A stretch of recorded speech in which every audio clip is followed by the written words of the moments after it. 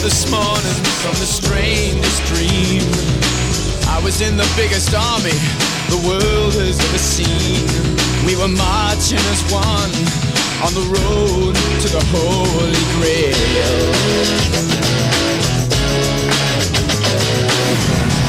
Courage, determination, brilliance. James Hird is back. September beckons for the Bombers, but first they take on the Blues.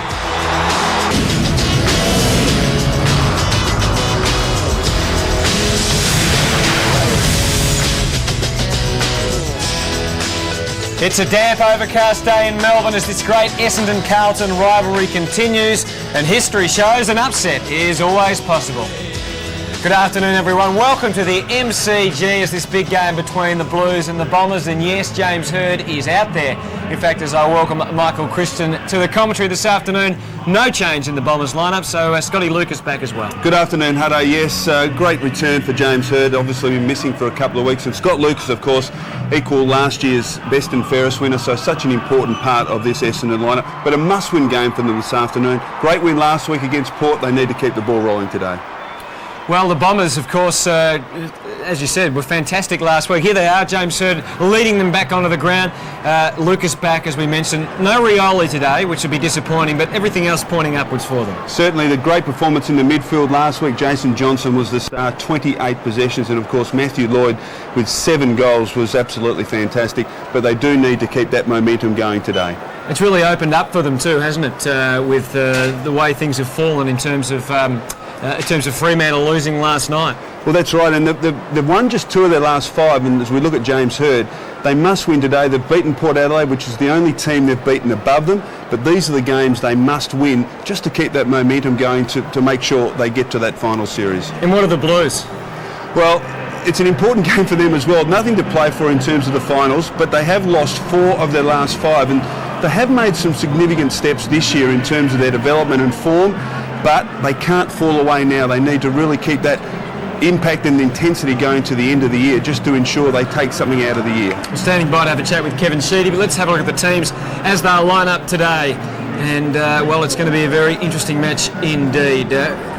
Brendan Favola, we can see him there on screen. Plenty of talk with him, and he's going to line up, of course, on Dustin Fletcher.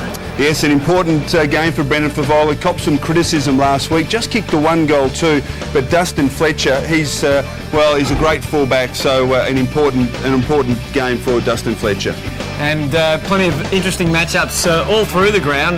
Good to see DeLuca's got up for the Blues, because there was a doubt over him. There was some doubt, of course. Mark Bolton will look as though he'll get the matchup with DeLuca, and he's been in good form last week. Bolton had a poor week the week before, but DeLuca needs to take some marks and kick some goals if the Blues are to win. And some interesting matchups through the midfield. And up forward, who do you think will go to James Hird? Well, I think Bannister will probably get the job on James Hird, but he's a difficult man to match up on. He'll probably spend some time in the midfield. He'll also spend some time in defence. All right, and up forward, of course, Matthew Lloyd and Thornton. That's going to be a fantastic battle. Yeah, well, Matthew Lloyd's been in awesome form. There's no question about that. 7 goals last week, just needs 21 to get the 100. And a big job for Brett Thornton's had a very good year, but he's up against it today. And on ball, of course, there'll be some fantastic battles through the middle, that's for sure. Kuda backing in some good form last week. Yes, 23 possessions for Anthony Koutafidis, and he really was back in very good form. But of course, the other big matchup is Peverill on Camporelli. Camporelli's such an important player in the Carlton midfield. Big job for Damien Peverill this afternoon. And the benches as they'll start to Elvey, Masidi, Laycock and Haynes for the Bombers, and for the Blues, Walker, Whitnell back in the team, Clark and Benty. All right, well, it's interesting to see the different game styles between Essendon and Carlton. Carlton's lack of easy ball. They're uncontested possessions, this is, for the year so far. Well, you can see Sydney, they're ranked first, and it's clear because they do have a short game. They chip the ball around and get players loose. Essendon are in the midfield. They're ranked 8th. Carlton ranked 16. They've got a long, direct style of play, and as a consequence, they certainly don't muck around with the short chip ball, and then certainly that's emphasised in that graph. Well, James Hird back today for the Bombers, as we mentioned. Let's find out what the coach is thinking, and he's with Andrew Marr. Thanks very much. Had a nice day for an interview, Sheets. Nice day for an upset. They on their toes. Carlton have caused you some headaches over the journey. Yeah, they have. There's no doubt about that. But know that you break for Carlton. I'm aware of how you know the It's records, irrelevant, but, Kevin. it is irrelevant, but in the end, we can play with a footy and inclement footy too, because these conditions we haven't been beaten this year. How close to 100% are Hird and Lucas? Oh, well, I mean, they're probably... Well, look, they might be really good because they're fresh. Yep. So from a point of view in regard to fitness, with their injury, they're okay, but match fitness, they probably might have lost 3, 4, 5%. Good luck today. Thanks for your time. Back to you, Hutto. Thanks for that, Andrew. Well, you can see the weather out there. There's Brendan Favola. He's at one end. At the other end, Matthew Lloyd. He's been in great form. I wonder how he's going to handle the conditions. He's kicked 47 goals in the last 9 matches. Going to be great to watch him go. We'll take a break at the MCG and see how Lloyd's Bombers go against the Blues.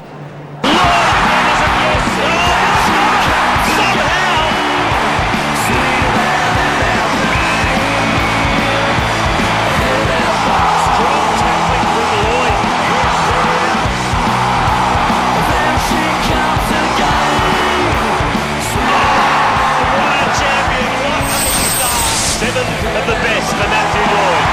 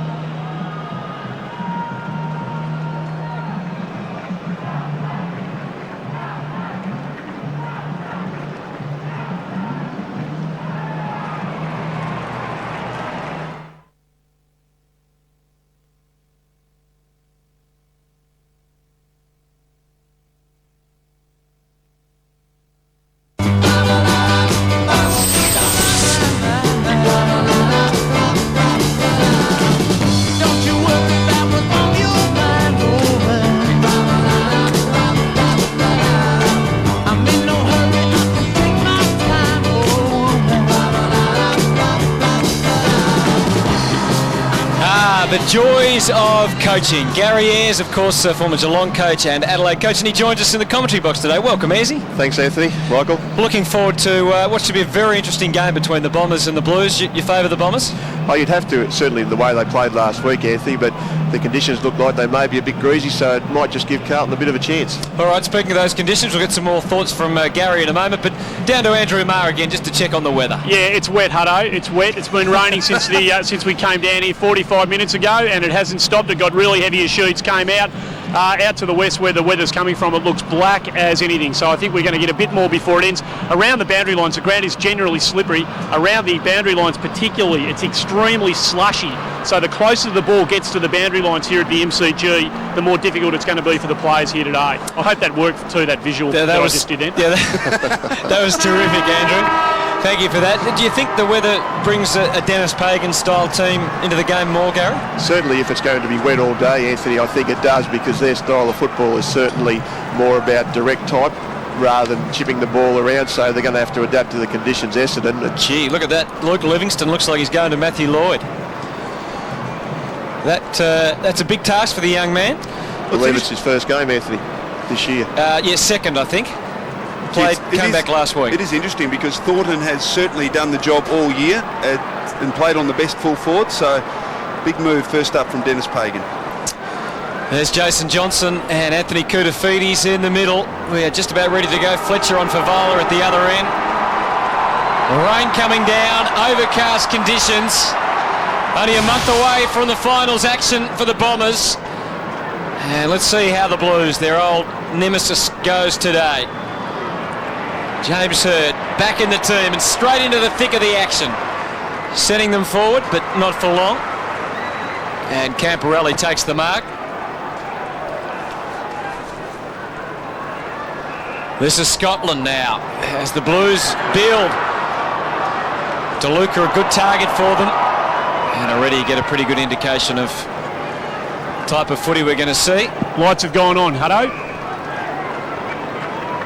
Already at the start of the game, so I guess reminiscent of the Anzac Day match earlier this year, and of course Scott McLaren back doing the umpiring duties this afternoon as McGrath feeds Koutafidis back to full forward. Weight over the top, Solomon there with him. This is Hill trying to handle it. Murphy bundling it out to Lucas onto the wing. Mark Johnson playing in front of Camporelli and playing it beautifully. Stanton's got away. He's been impressive in his short career. So Stanton for Essendon up to 50. Lloyd backing away at the back of the pack from Livingston, couldn't handle it, and the ball over the line and out of bounds. Scotty Lucas at centre half back, Hutto. Well, Lucas back in the team today as we have a look there at the young Bomber interchange bench. Lucas with the job on DeLuca. Boundary throw in. Essendon into attack. French gets it down in front of the pack. Attempted kick off the ground there by Hill. And Matthew Lloyd is able to tie it up. So the bounce, 35 metres from the Bomber goal. What a star he was last week, Matthew Lloyd. 7 goals won, led from the front in the absence of James Hird. French decisively. Stevens wrapped up immediately by Peveril. Fighting hard at ground level. Daniel Harford, is it? No. In fact, it's Heath Scotland. So another bounce inside attacking 50 for the Bombers. Corey McGrath and James Hird too, Michael, by the looks of things. So a big job for Corey McGrath.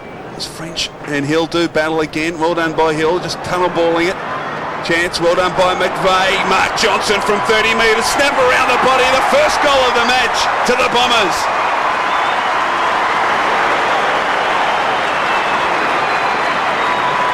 So Mark Johnson hasn't had his best year, but certainly a fantastic player, and Gary, a very good opening goal in the conditions to Essendon. Absolutely, and it was certainly set up from that particular stoppage.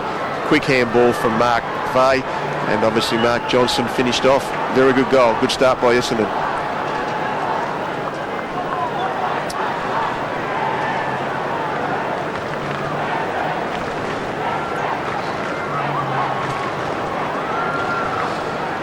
First blood to the Bombers on what you'd think would not be a particularly high-scoring afternoon. And so the goals are so valuable. Jason Johnson storming out of the middle, looking for Ramanauskas.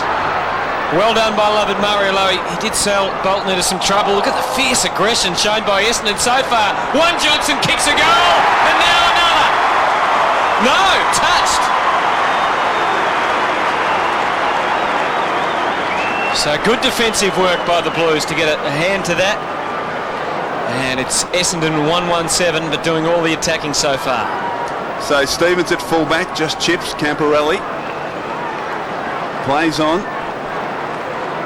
Kicks it long and direct, as we're so accustomed to seeing Carlton play at the back. Kurtafiti's almost half it, couldn't quite handle it. Well done, Lappin, from outside 50. He wobbles it goalward, just misses. Again, Garrett's their style of play, very direct, right down the middle, and got it from one end to the other very quickly. Certainly was, Michael. Great work by Camporelli, but also good crumbing work from Matthew Lappin. Unfortunately, his shot was just astray. James heard the target from the kick in. Both sides moving the ball pretty well early, given the conditions. Mark Johnson looks like he's running with Camporelli. That was not a great handball. And McVeigh, although Johnson able to just keep it in for a moment as we check in on the boundary line with Andrew Marr. The rain is driving down. He had a really interesting, the only centre bounce so far. Carlton had nobody within 50 metres of goal. They had their entire 6 forwards playing up at centre half forward. Yeah, it's pretty wet, mate. Yeah, enjoy it up there. Comments from Andy Marr. And that rain does look heavy, Anthony, doesn't it? From the boundary throw in. Well done the Bombers. They try and work it forward.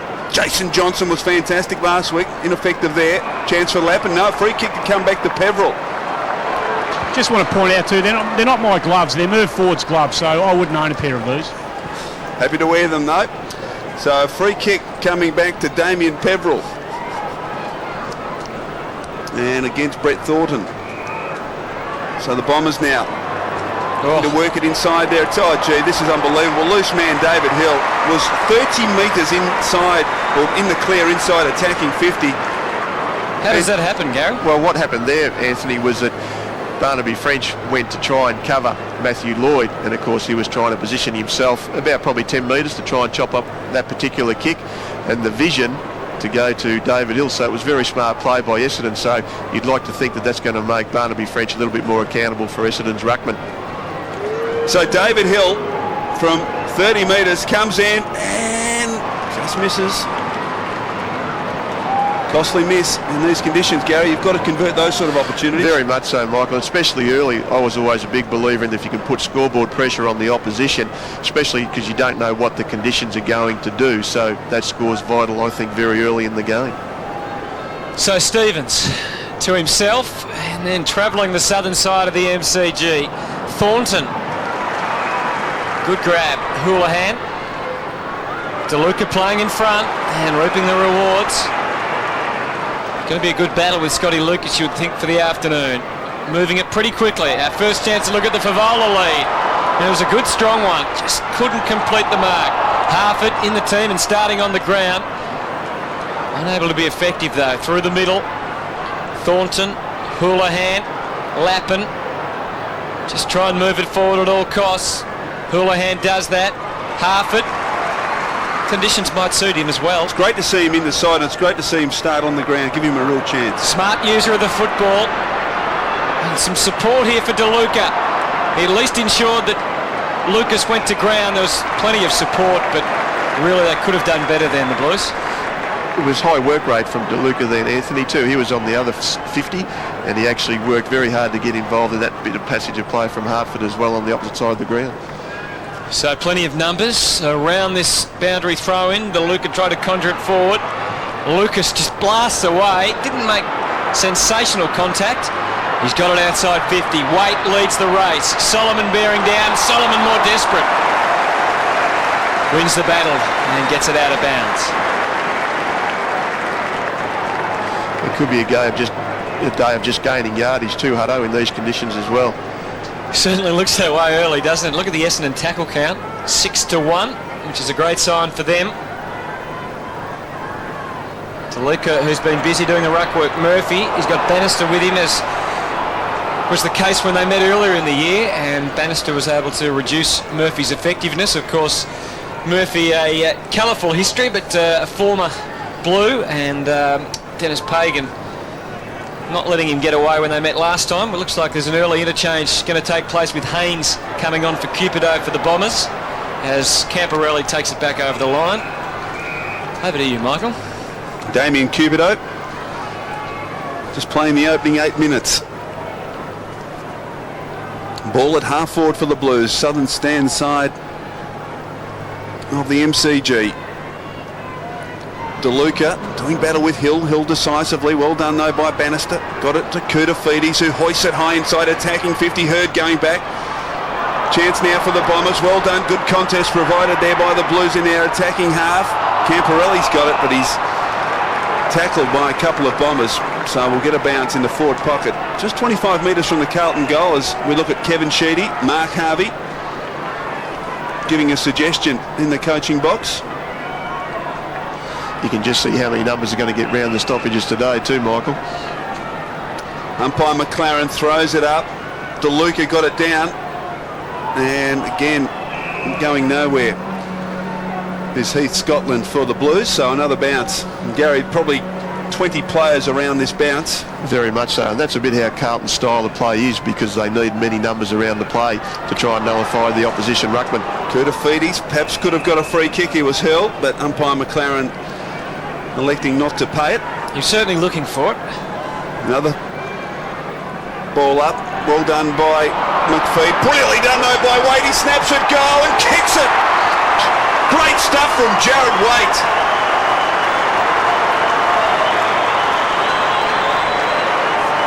So the Blues in an unlikely situation. McPhee, I thought, did well, but great smother and gather by Jared Waite. As we watch it again, he was able to intercept the McPhee handball and kick accurately. He's a very talented player, Michael. Obviously his year's been racked by injury, but today it's amazing, isn't it? You just get the ball onto your boot quickly, and obviously both sides now have scored goals from stoppages.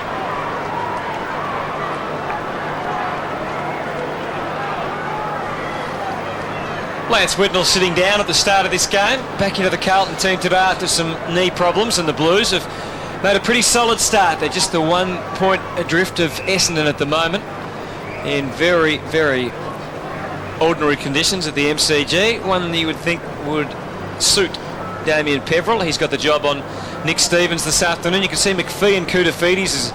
Some very interesting matchups this afternoon, that's for sure. Bolton attacking it. Back to Peverill, who's been prominent so far, and he's also kept Stevens quiet. McVeigh in amongst there. This is Lovett Murray. Stanton made pretty good contact with that. That is a super kick.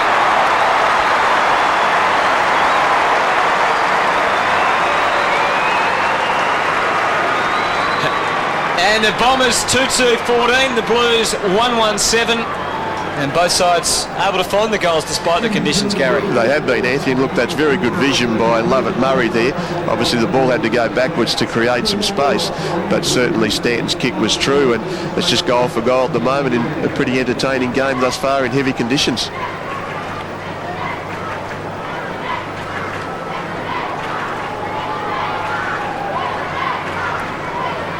Back in the centre.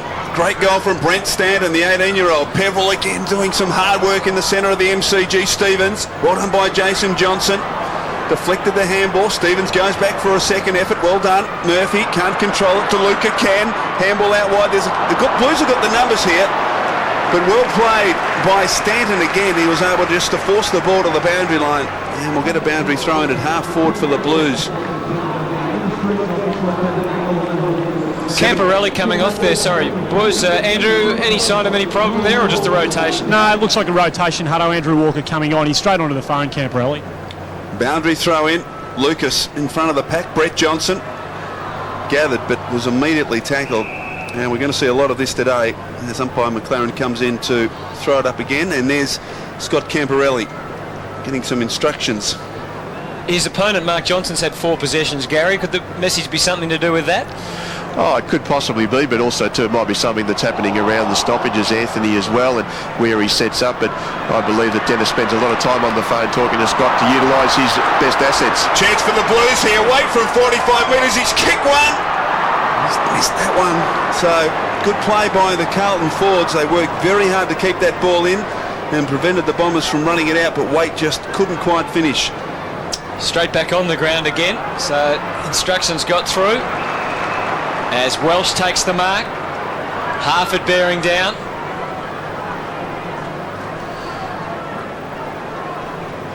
The Blues manning up pretty well here, forcing a long and strong lead down the ground from Bolton to try and get into the thick of it, but Peveril, as we mentioned, been prominent so far. Bannister, McPhee, tough for McVeigh. McPhee goes again. And inevitably a ball up out of all that. John Barnes also out there pretty busy getting plenty of messages to the Bombers as we check in on one of the matchups, Scotty Lucas and Adrian DeLuca. Hurried kick forward again from Peveril, his 4th touch of the afternoon. We talk about it too in these conditions, Anthony, just trying to play in front, obviously gain yardage and expect a quick kick, so the forwards have got to be alert all the time. 6 points the difference. We saw a shot there just a moment ago of Livingston and Lloyd, and so far really young Livingston hasn't had a lot of work to do. He's had lots of good support.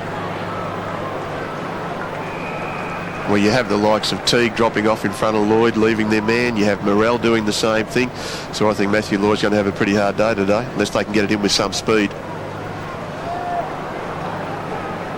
Bannister with a clearing kick back to the middle of the ground. Again, DeLuca competitive. This is Brett Johnson. Normally very efficient by hand. Not quite so good by foot. There's good Bomber pressure, but it's gone inside 50. And Camporelli, the goal beckons. Free kick was played. Advantage! And he takes it. Just crept over the line.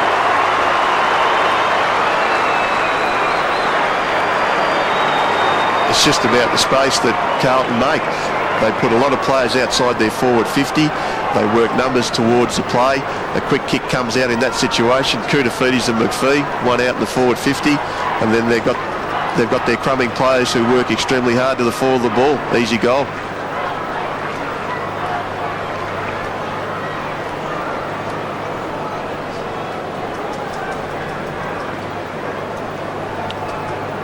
Scores level, Scott Camporelli. As we look at the goal again, an advantage paid, and he is able to dribble it through, right through the middle, you'd reckon, right between the goal umpire's legs. Leading possession winner on the ground this afternoon, Scott Camporelli with 5. Play restarted. French doing battle with Hill. This time it was Hill. Jason Johnson at the base of the pack.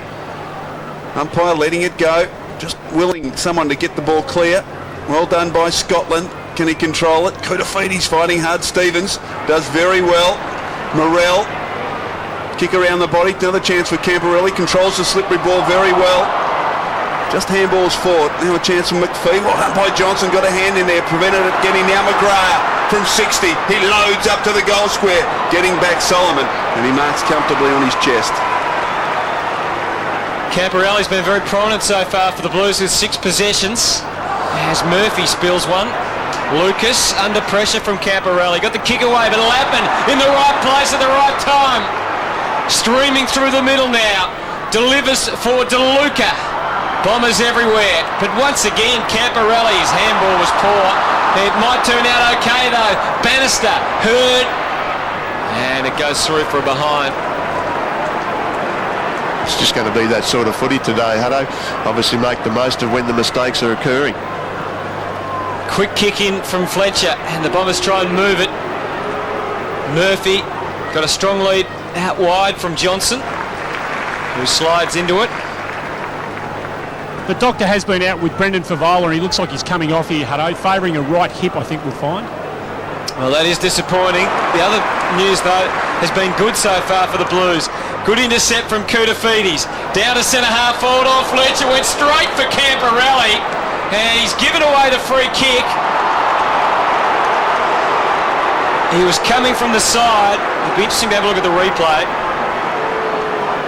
Fletcher not looking at the ball from the look of that. What do you think, Gary? Well, I think it's a bit harsh, Anthony. Harsh on who? Harsh on Fletcher, I believe. But obviously the contact has been made because he's got to come off with the blood rule. But in these sort of conditions, there's certainly got to be a little bit of a feel for what's going on, and they're going to be obviously pretty tough to play in, but from where we sit up here, mate, it didn't look like there was a hell of a lot in it. What do you think, Michael? I'd like to have a look at it again. It was hard to tell from the angle we saw in terms of where his eyes were, but he certainly had to make a contest of it, Dustin Fletcher. There's no doubt about that. Here's Harford's kick then to the square. Cooter in good position. Oh, almost.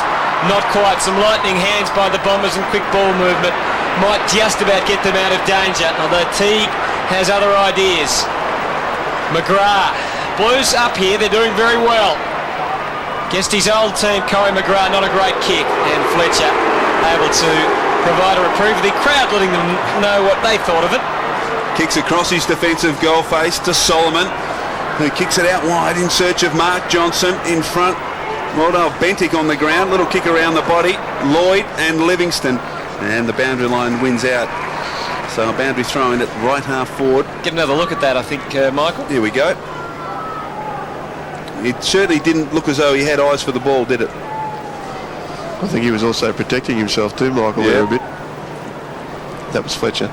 So a boundary throw in, right half forward for the Bombers, and the Blues for the first time this afternoon find themselves in front. Hill try to get it to Jason Johnson. McVeigh wrapped up by French, and we'll see another ball up. Camperelli's gone inside Chris Ode. Lots of blood in his mouth. I wouldn't be surprised if there were some internal stitches placed in that cut. Thanks, Andy. French, deft touch over the top. Harford, well done, Daniel Harford. Kick around the body towards the wing. McPhee in front, and his legs taken from beneath him. Trying to get through Kurtafidis and did it effectively, and then hurries the kick into the pocket. Hill going back, and Teague sees the ball over the boundary line. So a boundary throw in just inside attacking 50 for the Bombers. Good start though this by the Blues. They've taken it up to Essendon. Must win game of course for the Bombers. Favola looks very sore running around the boundary line there, Michael. Well, that would be a huge loss for Carlton. Chance now for Jason Johnson, who fell onto the loose ball and kicks goal and just misses. So Jason Johnson adds to his tally. Very good play around the stoppages, always dangerous. Gee, he was by himself there. He was loose at the back. Well, generally what happens, coverage. They certainly get a lot of players around the ball, Essendon and Carlton, and they may get a block to allow Mark to be free, so that could possibly be why he's had some space. Stevens pinpoints Harford and gives it back to Stevens, who continues to accumulate. Onto the wing, bit of holding on, play on, said the umpire. Here's Waite, left it behind. Lucas gave him a little gentle shove, and the ball now over and out. Who would your priority be when you're playing against the Blues, to try and counter Camperelli, or Stevens is your best tagger on Ez? Well, certainly Scott Camperelli, because of just the sheer weight of possessions, Anthony, and his work rate to run the lines is terrific. And I know when we played him early in the year, he certainly cut us up in the second half. But Nick Stevens is a very good player as well. Scotland might be pinned here. And he is, so penalty going the way of the Bombers. Let's quickly get back in down to Andy Marr. Yeah, the more that Favola moves, the better he does move, but he still seems to be in a fair bit of pain on the boundary. It's the top of his right thigh or the inside of his hip that seems to be the problem at the moment. Ramanauskas looks like he's got a forward roll this afternoon. So we just have a little look at Brendan Favola, or try to at least. He doesn't look happy, Hutto. Well, I guess it's the sort of day where you can improvise up forward. Lance Whitnell is playing at full forward at the moment, and he's got Dustin Fletcher. But meantime, the Bombers are back in attack. Bolton with his head down. This is Haynes. Found a path through and kept on going, but he went too long, and he'll be penalised. And the Blues trying to take advantage of that. Thornton moving it quickly, but it's going to have to come back. Sheedy's been improvising also too, Anthony, with Ramanauskas playing out the forward line deep alongside Lloyd as well. He's had an interesting season, Ramanauskas. Pretty quiet, but was dropped last week, but came back into the team and did okay. Blues able to break quickly in towards centre half forward. There's no one inside 50 for them if they can get there and run back onto it, which they might do now. Wait for Whitnell. Tight spot, too tight. And the Bomber fans letting Lance Whitnell know about the fumble. boundary lines, I'll just repeat, Hutto, are really slippery. It seems the water runs off the MCG towards the fence, and the boundary lines are about the most difficult part of the ground to negotiate for the players. Whitner's pretty smart footballer though, isn't he, Gary? I guess he could be well suited as well in these Very conditions. much so, because obviously with his it's probably lack of leg speed, but he certainly makes up for it in footy smarts, and he reads the play very well. Welsh, this is McPhee, trapped by Scotland, but had support. Solomon, Bombers under the pump here. Stevens trying to lift the tempo. Good steal and driven forward by Scotland up to full forward. Whitnell couldn't take it. Here's Wade. He's shown he can be dangerous. Just misses. Enough though for the Blues to regain the lead. Now, James Hird's been very quiet so far, Gary. Yes, he has. Hello, he's actually been really just playing almost a kick, maybe half a kick off the actual general play, and McGrath's done a good job. He's really getting into his face at the moment. Fletcher from fullback, searching for McPhee. Couldn't quite take the mark. Well done at ground level though by Murphy. Aim ball over the top. Now Hill, centre wing, who wobbles the kick along the ground, intended for Solomon. Brilliant stuff coming from Waite. Now Bolton. Hill followed up. Can he get around Bannister? No. Thornton. Bentic. Kicks towards Lappin, who sets a task for him, but he does very well, Matthew Lappin. Protected the football, marks on his chest, gets on with it quickly. Towards half-forward, Whitnell, fist from Fletcher. Now foot race, Lucas. He's got Hurd in support, ignores that, and kicks along the ground. Brilliantly in the end, Lovett Murray. Oh, Morrell missed him. Lovett Murray from the wing. Kicks towards Bolton. Good fist coming in from Bentic. Hold on by Stevens and Lovett Murray. They attacked it hard. Well played, Bentic. Kicks it short. McGrath. Straight through his hands. Tough conditions. Peveril slides in. That was well done. Now Lucas. Hard up against the line. Just chips. And the captain marks on centre wing. And moves it quickly through the middle, but somewhat dangerously for Solomon. McVeigh, Peveril. Just got a ferocity for the ball and an appetite. But free kick paid to Ramanauskas. Having said that about James Hird though too, Hutto, he's been out for a while, so he's really just working himself into the game. So I'd be surprised if he certainly doesn't rack up a lot more possessions throughout the course of the day. Doesn't take him long either to rack up a few in a row. The umpire lets this one go, and we'll see a throw in. But good spirit by the Blues so far. Very much so, and they certainly look the better side. Obviously we've been going now for nearly all the first quarter, and their ball use, play, run the lines very, very difficult. They've been pretty disciplined, so they really, I think, for the amount of ball they've had, probably could be a little bit further in front. Well, the Bombers in attack at the moment. Jason Johnson, oh, was that dangerous? Play on. McVeigh. Again, Peveril at the bottom of the pack. Lovett Murray somehow got it out to Murphy. Somehow. Exactly. That's the operative word. Wasn't happy with the method he used. Bannister's done well early. He has, and look, he's obviously got a second chance at Carlton, and he's certainly grabbing that with both hands. Has been a pretty solid player for them. French gives it up to Mark Johnson, but he has nowhere to go, and good pressure coming from Houlihan forces the ball over the boundary line. And another boundary throw in as we look at this dubious handball from Lovett Murray. Good umpiring, looked like a throw. So ball at half forward for the Bombers as we tick down to quarter time. Blues by a point. Chance for Stevens. Solomon was desperate. Half it in there hard. Well done by Haynes. Gained a few metres around the boundary line. So boundary throwing deep in Essendon's forward pocket. Just an update on Favola. Chris O is nicked up into the roofs with Camporelli, who's yet to return to the bench. So Carlton down to 2 at the moment. The doctor about to go and work on Brendan Favola. Boundary thrown. Big scoring opportunity here for the Bombers. Hill and French to do the ruck work. Well done by French. Who can gather? Oh, McVeigh can. He couldn't quite get boot to ball. There's still a chance. And what's the umpire McLaren going to do here? No deliberate there. Lovett Murray appealing. But a boundary throw in the right forward pocket this time. If we can get a whole ground shot there, you can just see how many numbers are actually in basically half the ground, even a quarter of the ground, Michael. Chance for Peverill in the forward pocket. Ball close to the line. Stevens keeps his feet. He's still got it. Wrestled to the ground. What's the umpire going to do here? Go Stevens the free. Give him a free kick. Just noticed that this afternoon, just in the first quarter, Nick Stevens doesn't go to ground. He keeps his feet, Gary, which is something very difficult to do, particularly in these conditions. Well-balanced player. Always a sign of a good player if he can keep his feet. Scotland, poor kick, standard almost, couldn't quite take the mark. Lapping in on top of him. Well done, Jason Johnson. Just chips it forward, loose play. Oh, don't know what happened there. Mark Johnson couldn't take it. Hurt him hard. Now Teague. Off to Livingston.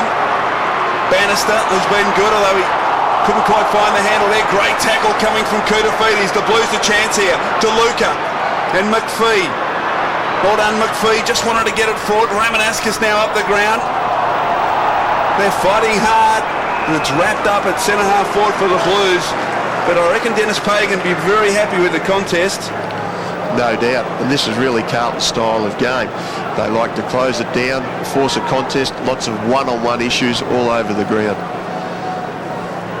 Lucas gains about 15 metres, but only as far as Lappin. What can Lappin set up? Just kicks it out wide, and McPhee marks that half-back for the Bombers as we count down a minute to go to quarter time. And McPhee's got Jason Johnson running for him on the wing, and Stanton roaming across half forward. Lloyd still back in the square and hasn't really seen it yet. Might get his chance here. He applies the pressure, but Livingston wins the day. Welsh, Harford, Haynes, all over the top. Again, it's Welsh, McVeigh, Solomon. Some short ball handling finally. Hill just lumping it onto the boot. In front, Matty Lappin. And that's where he stayed. Just terrific courage today, actually doing that in these conditions. Great play from Matthew Lappin. And the countdown on to the end of the quarter. Not that he'd be exactly aware. Big contest here then. But hard to move the ball quickly, and that will be quarter time. But after a real struggle, it's Carlton in front, 2-4 to 2-3, Gary. Certainly right, Anthony. And look, I think Carlton's played really well in these conditions. It certainly looks like it's going to be a day of just trying to gain yardage. I think Carlton have been just a little bit cleaner. They've certainly put Essendon under enormous pressure. Obviously, the way the game is going to unfold, it looks like at this early stage there's not going to be that much between the sides. So goals are going to actually be at a premium. But when you look at obviously Camporeale going off the ground, that could possibly be a blow to Carlton, and if Favola stays off for any period of time as well. So good game in the first quarter. It certainly is. Plenty happening at the MCG. It's the Blues by a point. All night, yeah, we'll show her what it's all about. We'll get it jacked up on some cheap champagne. We'll let the good times all roll out. And if the music ain't good, well, it's just too bad. We're gonna sing along no matter what. Because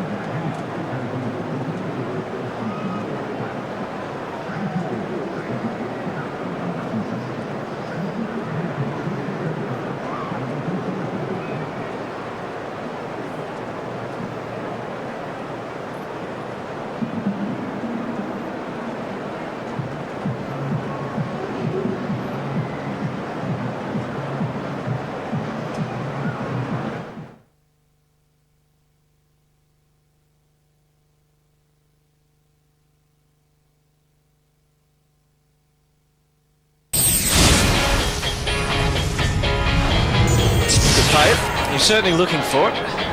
Another ball up, well done by McPhee. Brilliantly done though by Waite. He snaps it, goal and kicks it. Great stuff from Jared Waite.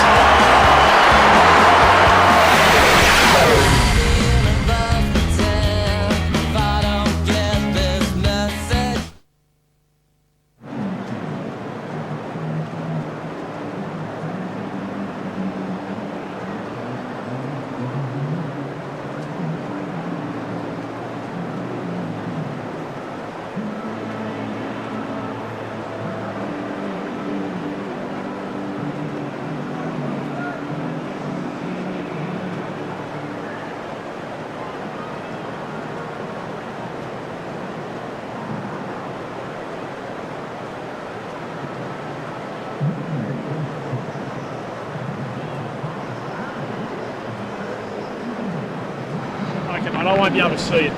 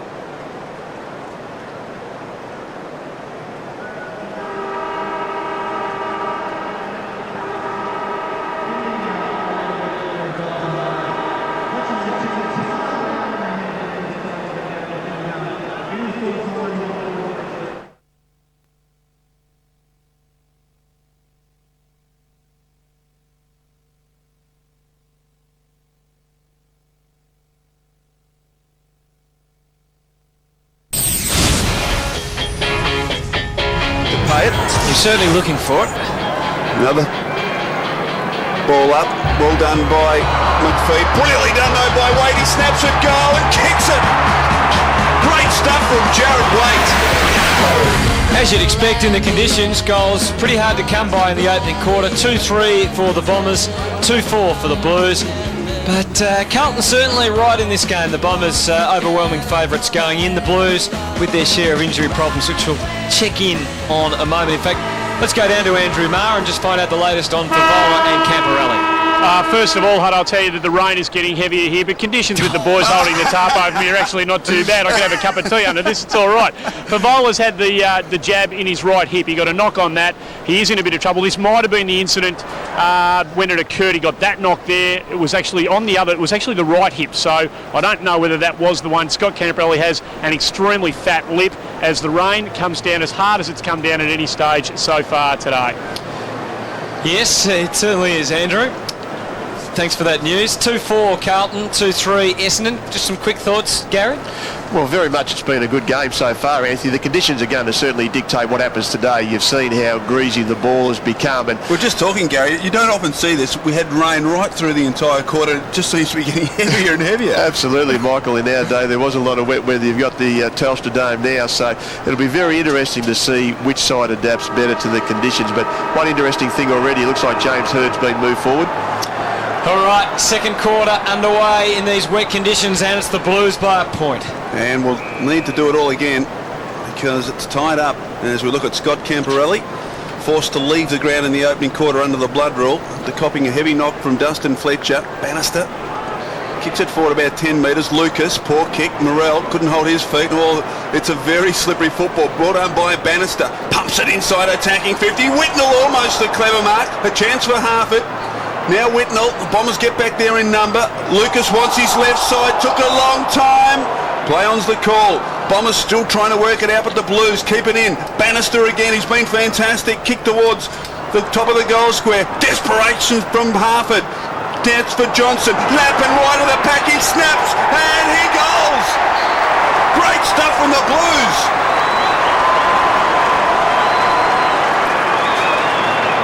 And Gary, a great example of hard pressure inside your attacking 50, and the results came for the Blues. Absolutely, and it becomes a very offensive weapon when you've got that pressure inside your forward 50, Michael. And I've just been certainly very interested to see how hard Matthew Lappin works and his ability to run the lines and certainly work in a big area over possibly 100, 120 metres.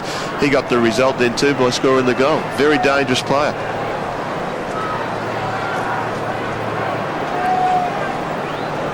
Carlton increasing their lead out to 7 through Matthew Lappin's skill and adaptability. This game well and truly alive. The Blues lead by 7 and French giving them first use out of the middle. A bit of a shove there. The umpire lets it go. Good aggressive stuff. Hard to keep your feet today, and we're going to see another ball up. Favola's still in the rooms, Hutto. The Blues are hopeful that he'll come back on, but no appearance of him just yet. And likewise, Scott Camporelli, they're waiting on the bench, but looks like he might be just doing a bit more of a warm-up before he comes back out. There's McVeigh, but straight to Bannister, and the Blues able to get it inside 50. Whitnell, here's Lappin again. Fletcher lassoed him in, and they're going to see a ball up. The matchup at the moment seems to be young Stanton on Lappin, so it'll certainly be an experience if Sheedy tends to leave him on him for the rest of the game. Well, he's wandering around down there, just lurking Lappin at the moment, as Hill palms it, but Stevens and Peveril, we've seen him slide in on the footy consistently throughout the afternoon, and effectively too. He's had 7 touches. Jordan Bannister leads the way as far as disposals are concerned on the ground. He's had 10. Looks like they may have made a change, Ramanauskas to Lappin. Favola back, boys. Hill getting it down. McVeigh, Solomon, good strength through the contest. Hill maybe trying to be a little too clever in the conditions. Peveril knows how to go about it, just move it on. And now Ramanauskas, same tactics. Desperation showed by McGrath and sliding off down the hill. Percentage football today, Hutto. Do you need to tell your players how to play these conditions, or do they know? No, very much. We used to train actually the session prior to the game if we thought the conditions were going to be wet, because it does take a little bit of getting used to. French just thumps it forward, ball close to the line.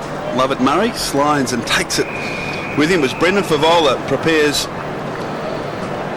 well, I was going to say to come on, and he does. He replaces Lance Whitnell, so great news for the Blues. And Matthew Lappin, top-ranked player, and great to see Daniel Harford ranked number 2 on the ground. 5 of the top 6, the Blues. Jason Johnson scrambles about 10 metres. Lappin ineffective. And again, we'll see the boundary thrown as Stanton slides on his knees. There's going to be some tired boys at the end of this game with this weather. And Brendan Favola taking up his post at full forward.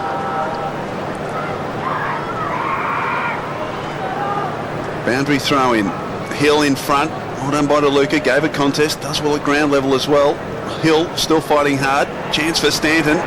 Brilliantly tackled by McGrath. Brought him down. Calls the turnover. Lappin again. Emerges from big pack of players.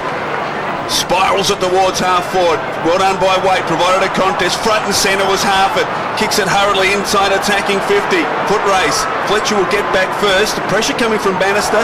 Fletcher. Well done by Johnson. Just angled the ball cleverly to McPhee.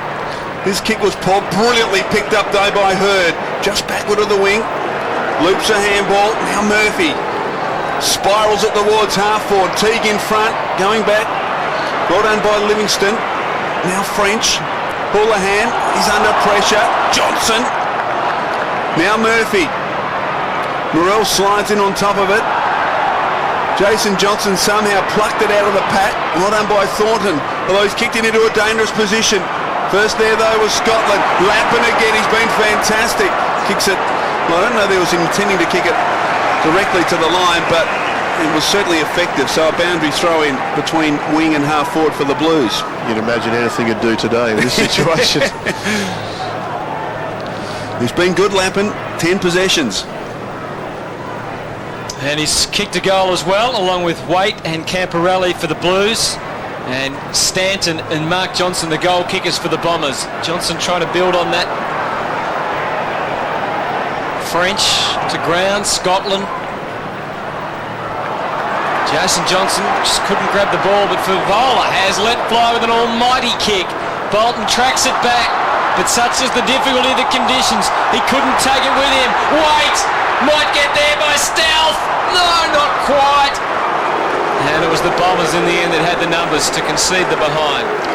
It's just the advantage of a big long kick or a nice long kick into the forward 50, and you see how much pressure it puts you under today.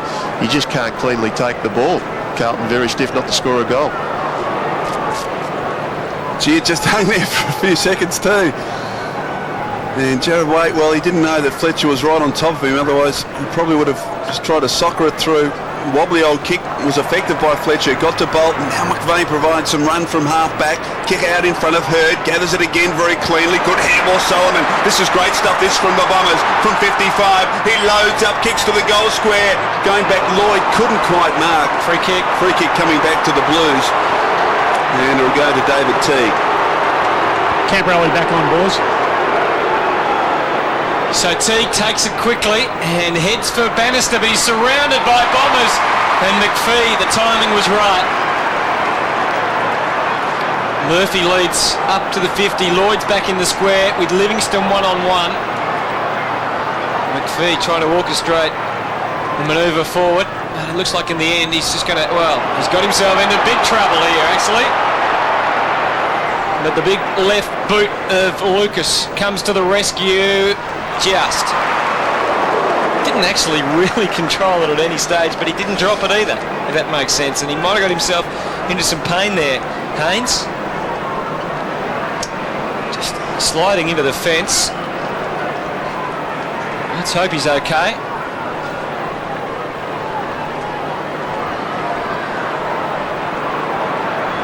It was a good grab in the end under the slippery conditions.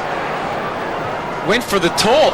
Interesting approach, fairly unscientific, and cops a barrel from Mark Johnson. He wasn't happy with the disposal, and I guess from the coach's box you'd be asking a question or two there too, Gary. Well, it's high risk and high reward, really. Sorry, Gary, let's look at the padding that James Hurd's wearing just to protect that broken rib. So absolutely, it's obviously still under a bit of duress there, Michael, so you can see the way he's moving, but class even on these days shows out with his touch and his ability to bring other players into the game already in this second quarter. Morel towards half back, Solomon, well done, he got it towards Standen. No free kick there, or is there?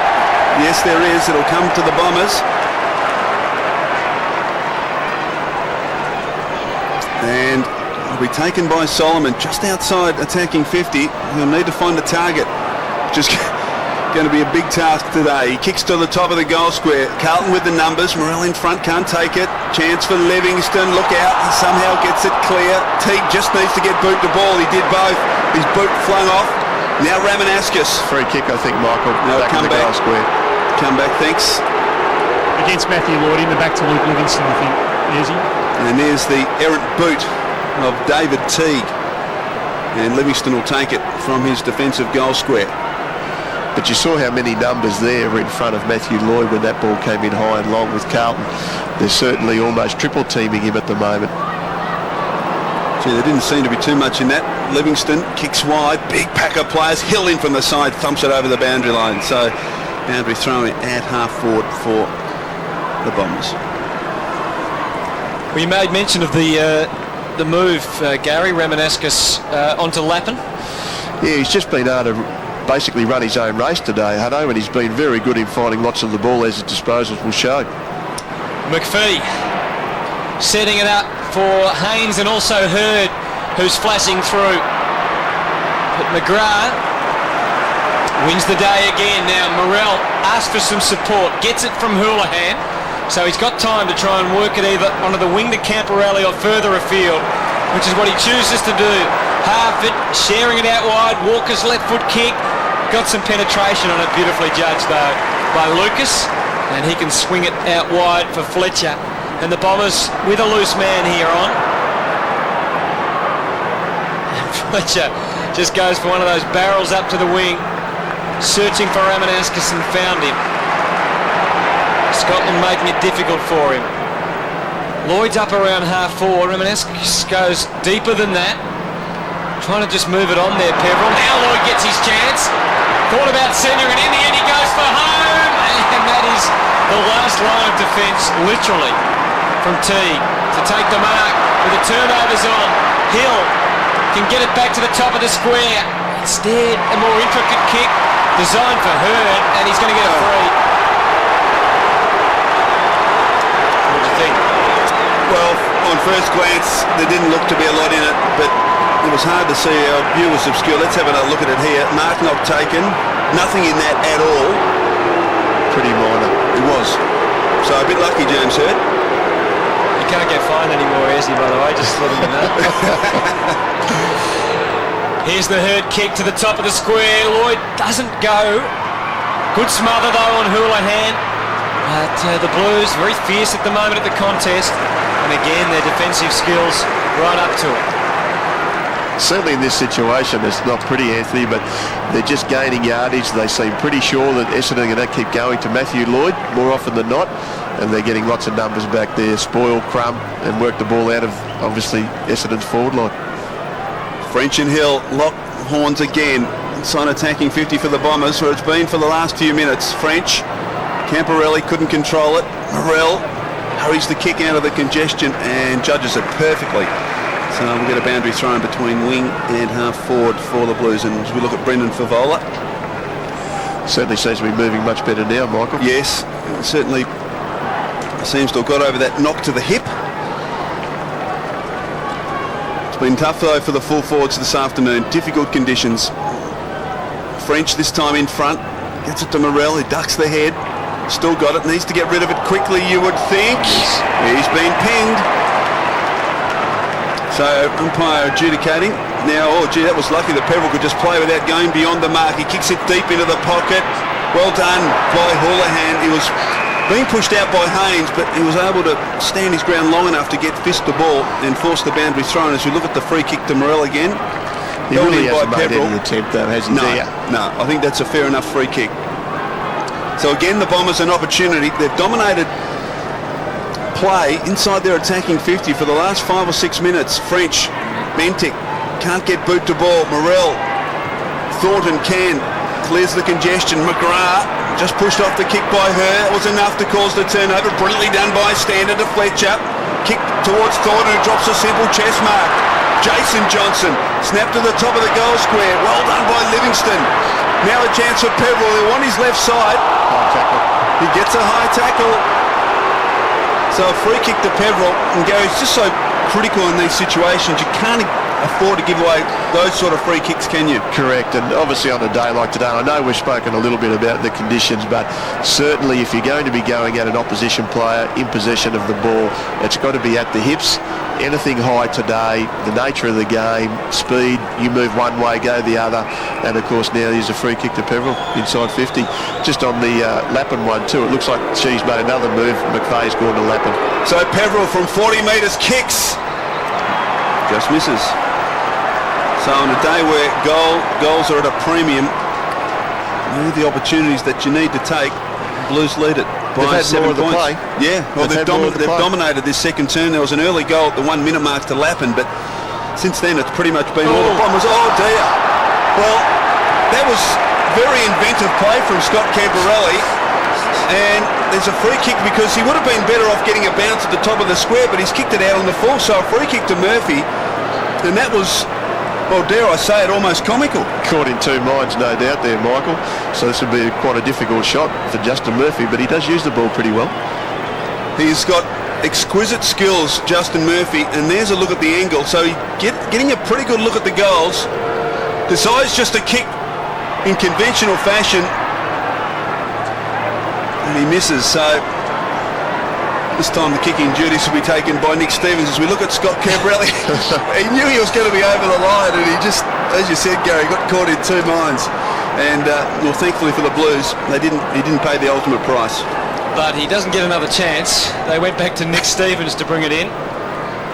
Teague the target, and they've done pretty well there. French, he's got Bannister, just misses him. Floating past, 2-5 the Bombers, 3-5 the Blues. The other thing with that kick too, Hutto, is that if Carlton don't win it, the ball can go out of bounds. So then it's a win in my situation there with the way Carlton used the ball then. So now there's another stoppage. It's the blood rule here, boys. Bannister coming off. And Bannister's been good, 10 possessions. He and Lappin, the leading ball winners for the Blues. For the Bombers, it's Peverill with 11, and then Lucas and Jason Johnson with 10. So about the halfway stage of this second quarter, Just the one goal for the quarter, which belongs to the Blues. Johnson in amongst there, lots of one-on-one struggles going on. Mercedes over the top, Elvey. Solomon. There's Lappin getting busy again. Stevens. Went for Favola. It's going to be a free kick plucked out here. And it might come back to Stevens. The umpire, Stevens was trying to say it should be downfield. And Favola takes it, but it's going to have to come all the way back.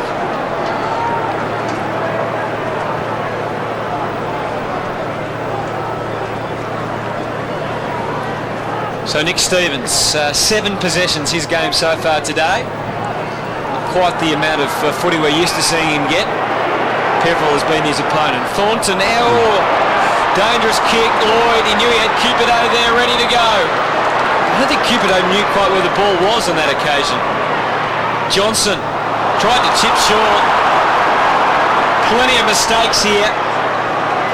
Mercedes, who normally thrives in these conditions, lots of good smothers and desperate acts going on out there on the MCG.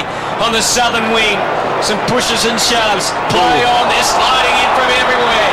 Solomon slides in, and I'm just not sure about that. If you slide in like that, I'm not sure that you should get the free if you've created it. It's anyway. the commitment though, Hutto, and obviously Solomon's that type of player, but if he gets a high contact tackle in this situation, I think he should be rewarded. Well, it was fantastic commitment, that's for sure. Solomon off the side of the boot. Well done by Morrell, but it's still alive. Peverill pounced. Again, we're seeing those defensive skills of both sides. Gary, as the ball goes out of bounds. Yeah, that was Barnaby French. That was a wonderful smother. The defensive work of Carlton has been terrific today, and the thing that French does do is he's very, very keen, as we know, that particular stoppage there, he's very keen to get back and get in front of Lloyd. So again, a boundary throw in inside attacking 50 for the Bombers. Peverill kicks it around the body to Fulford. Well done, T. Just filling in that hole, Gary, that you've talked about in front of Matthew Lloyd. Takes a comfortable chest mark, finds Stevens. I'm sure would have probably played on had the boundary line not been there, but checked himself. Stevens coming in for his 9th possession. Long towards the wing, in front Bolton, couldn't quite take it. Probably unlucky not to get the free kick, but a boundary throw in between wing and half forward for the Bombers. Rain has stopped, but the conditions, unfortunately for the players, are going to remain very slippery. Boundary thrown, Kutafiti's 3rd man up, Alvey. Scrambles a kick forward towards half forward. Hurt comes to meet it. Well done though by McGrath, who's been his minder for the entire afternoon. Peverill's got it. He's wrestled over the line. So a boundary thrown, this time 40 metres around from the Bomber goal. DeLuca, Whitnell on the Carlton interchange bench. Ball thrown up. Well done, Solomon. Punches it inboard. Murphy knocks it on. Teague needs to get boot the ball quickly. Wasn't quick enough. Well done by Hurd. McGrath, though, was able to pick the football up. Favola. Can he pick it up cleanly? Can. Well done by Brendan Favola. Ball close to the line. Clark not quite. Good pressure coming there from Stanton, who's been a very good player for the Bombers this afternoon. And another boundary thrown, just the attacking side this time of the wing for the Blues. David Clark hasn't seen much game time yet. Trying to spend some more time on the bench there by the look of that. Wrong bench. Favola well up the ground. Johnson into half forward. Hasn't been inside 50 for a while for the Blues. Lappin those been superb, and he gives Walker a great opportunity. They're just the ones that really hurt you, Anthony. Great play, as you said, from Lappin and young Walker. That would have really been a terrific goal for Carlton in this situation. But now it's on its way out of defence. Lucas and Fletcher collaborating, and onto the wing for Elvey, another one who hasn't seen too much game time. Scoots along the wing, gives Lloyd a chance, but again he's got 3 or 4 Carlton players to contend with, and they combine pretty well, although Morrell, you would have sworn he was trying to kick to James Hurd, who didn't have to move a muscle. Marks and delivers for Murphy. Leading into the pocket, here's Lloyd. Somehow he doubled back and got there. Now this will be interesting to see whether Matty Lloyd has a shot or not. He's on the wrong side for the left footer. It's a wet, slippery day. What do you reckon, Gary? Well, the thing that I find about Matthew Lloyd, Hutto, is that he's a very, very unselfish forward. Certainly, obviously, he's the chief goal kicker, but he's certainly a team player, and that's what makes him such a great player. But I would say that in this situation, he should go back and have a shot for goal. Well, he doesn't have to be told twice. He's a full forward, Gary, let's be honest. This would be a magnificent goal. The Bombers need one. They haven't kicked one for the quarter. Lloyd's first mark of the day. And it might have produced his first goal of the day as well. Oh, the Carlton boys think that hit the post, lads. And it certainly seemed to deviate on the way through. Well, the goal umpire saying he didn't see it hit the post. The boundary umpire saying he did. Houlihan. Now the umpire should just tell the players to just get out of there. The ball deviated about 2 feet from this angle. We're not in a bad spot to see that, and that definitely hit the post. I think he's changing his mind now. He is. He's changing his mind.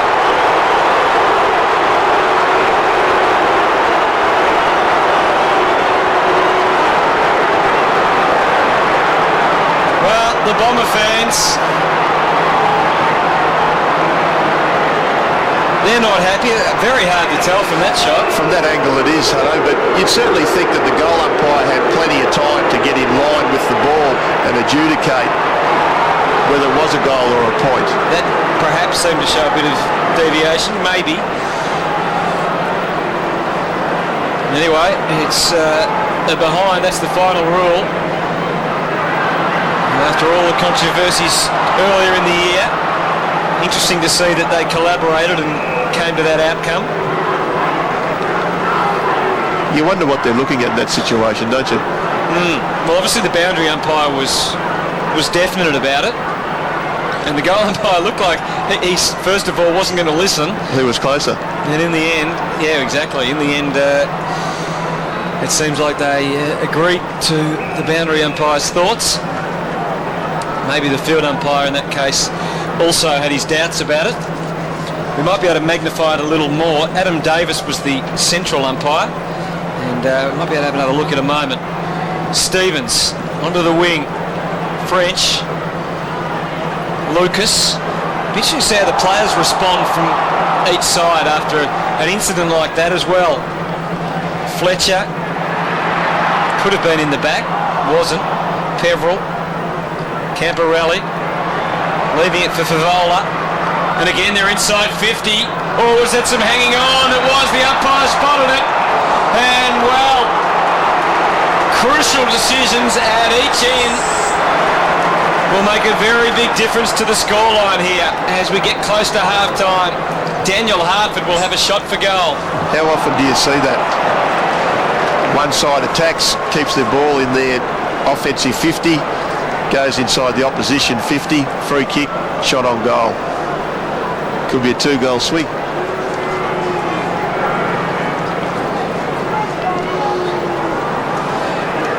Here's Hartford. Big shot for the Blues. He makes no mistake. There's no doubt at all about that goal umpiring decision.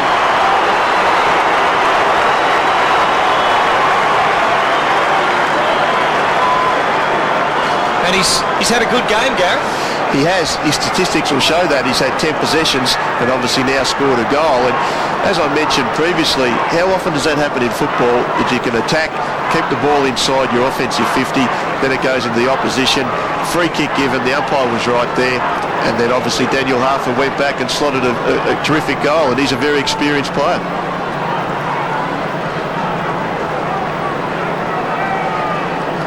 So the Blues with the only 2 goals of the quarter.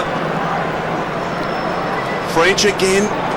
Koutafidis hacks it out wide. Bolton and Scotland. Bolton just happy to see it over the line, so a boundary throw-in will occur at half forward for the Blues. 4.5 minutes left in the half.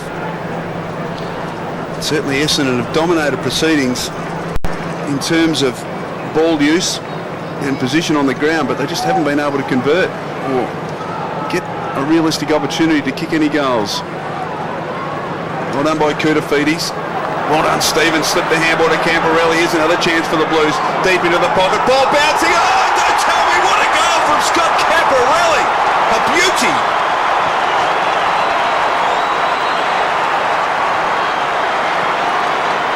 Well, the Blues have kicked 2 in a minute, and that was a sensational kick, Gary, from right hard up against the line, and this handball from Stevens, so slick and quick and clean. Absolutely, and Kutafidi's ability to take that out of the ruck work as well.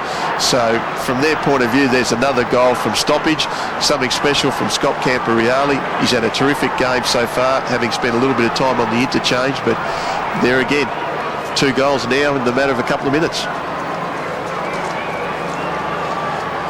And conditions just improving here at the MCG, and they're certainly improving on the scoreboard for the Blues.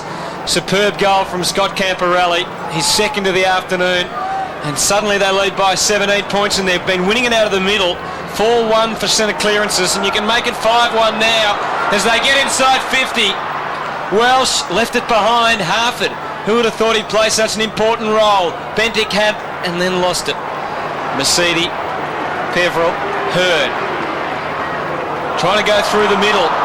Did all the hard work there, Thornton. Left it behind. Great skills through the middle from Murphy. Opens the path for McPhee. Long to full forward and beyond.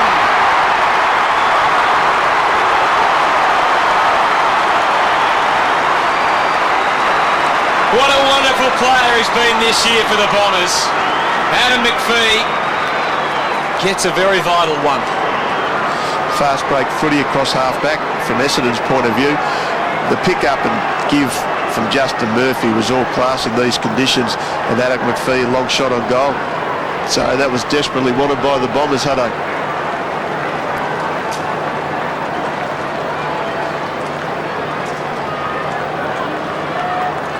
Kevin Sheedy and Denis Pagan.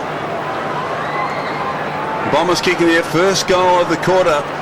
And Stevens takes it, but he's immediately wrapped up by Pepperell, and we'll get a secondary ball up.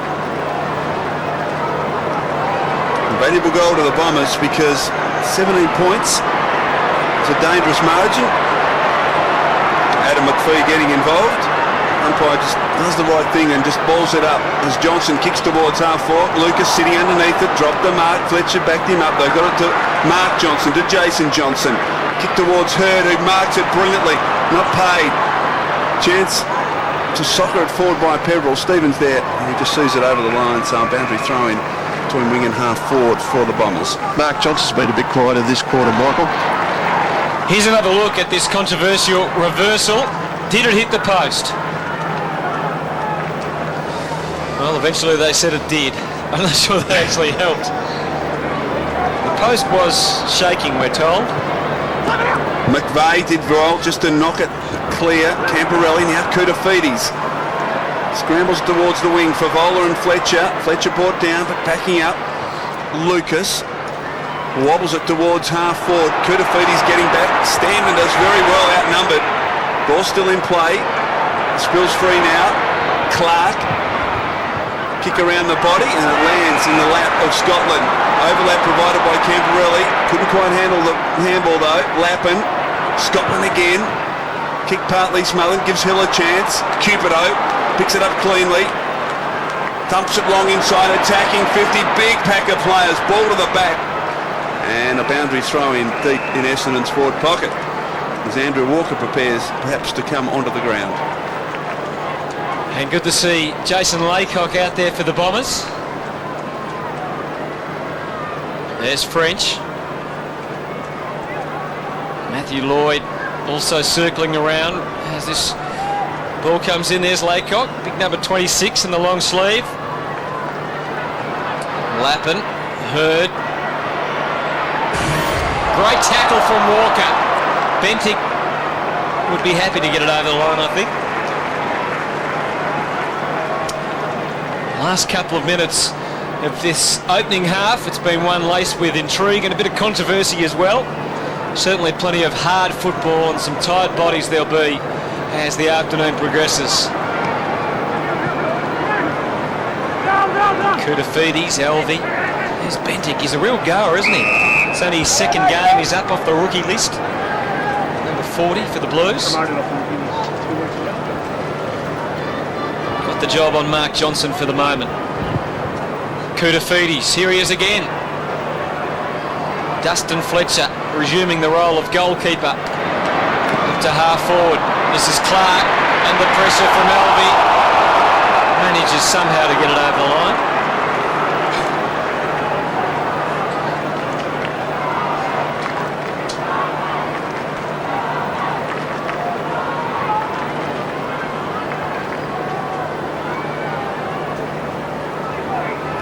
(5-5 to 3-6), last minute and a half. Jason Johnson, as prolific as ever today. Stanton, the Bombers get another chance. McVeigh, straight up and down. Laycock in amongst it. Houlihan. Camporelli went to ground and got one in the back. Damien Cupido argues the case. Camporelli kicked it out to half-back and 50 metres, I think. well, I was watching that and I reckon that's a load of rubbish. Gary? It's a bit hard for us to say up here, Hutto, but you just got to be so careful.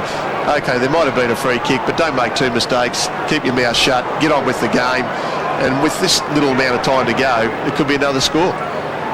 Well, if it was for a vocal for 50, then that might be fair enough. But anyway, let's have a look at what happens here. Blues inside 50. Walker left it behind. Mark Johnson dispossessed.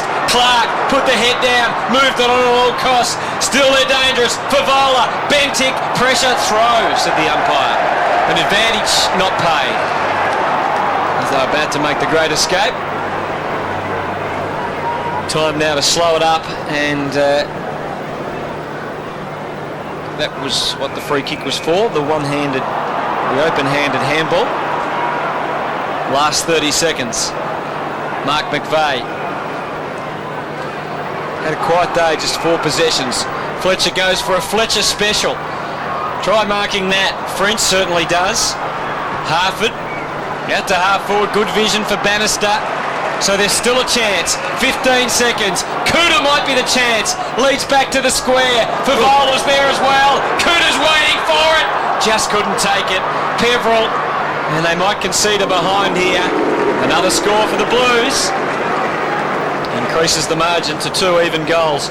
Right on the halftime break, Kevin Sheedy's seen enough. He's getting down to talk to the players. McVeigh marks the kick in, but it's half-time at the MCG. It's been tight and it's been tough, but at half-time the Blues will go in 12 points to the good of the Bombers as Kevin Sheedy makes his way down onto the ground.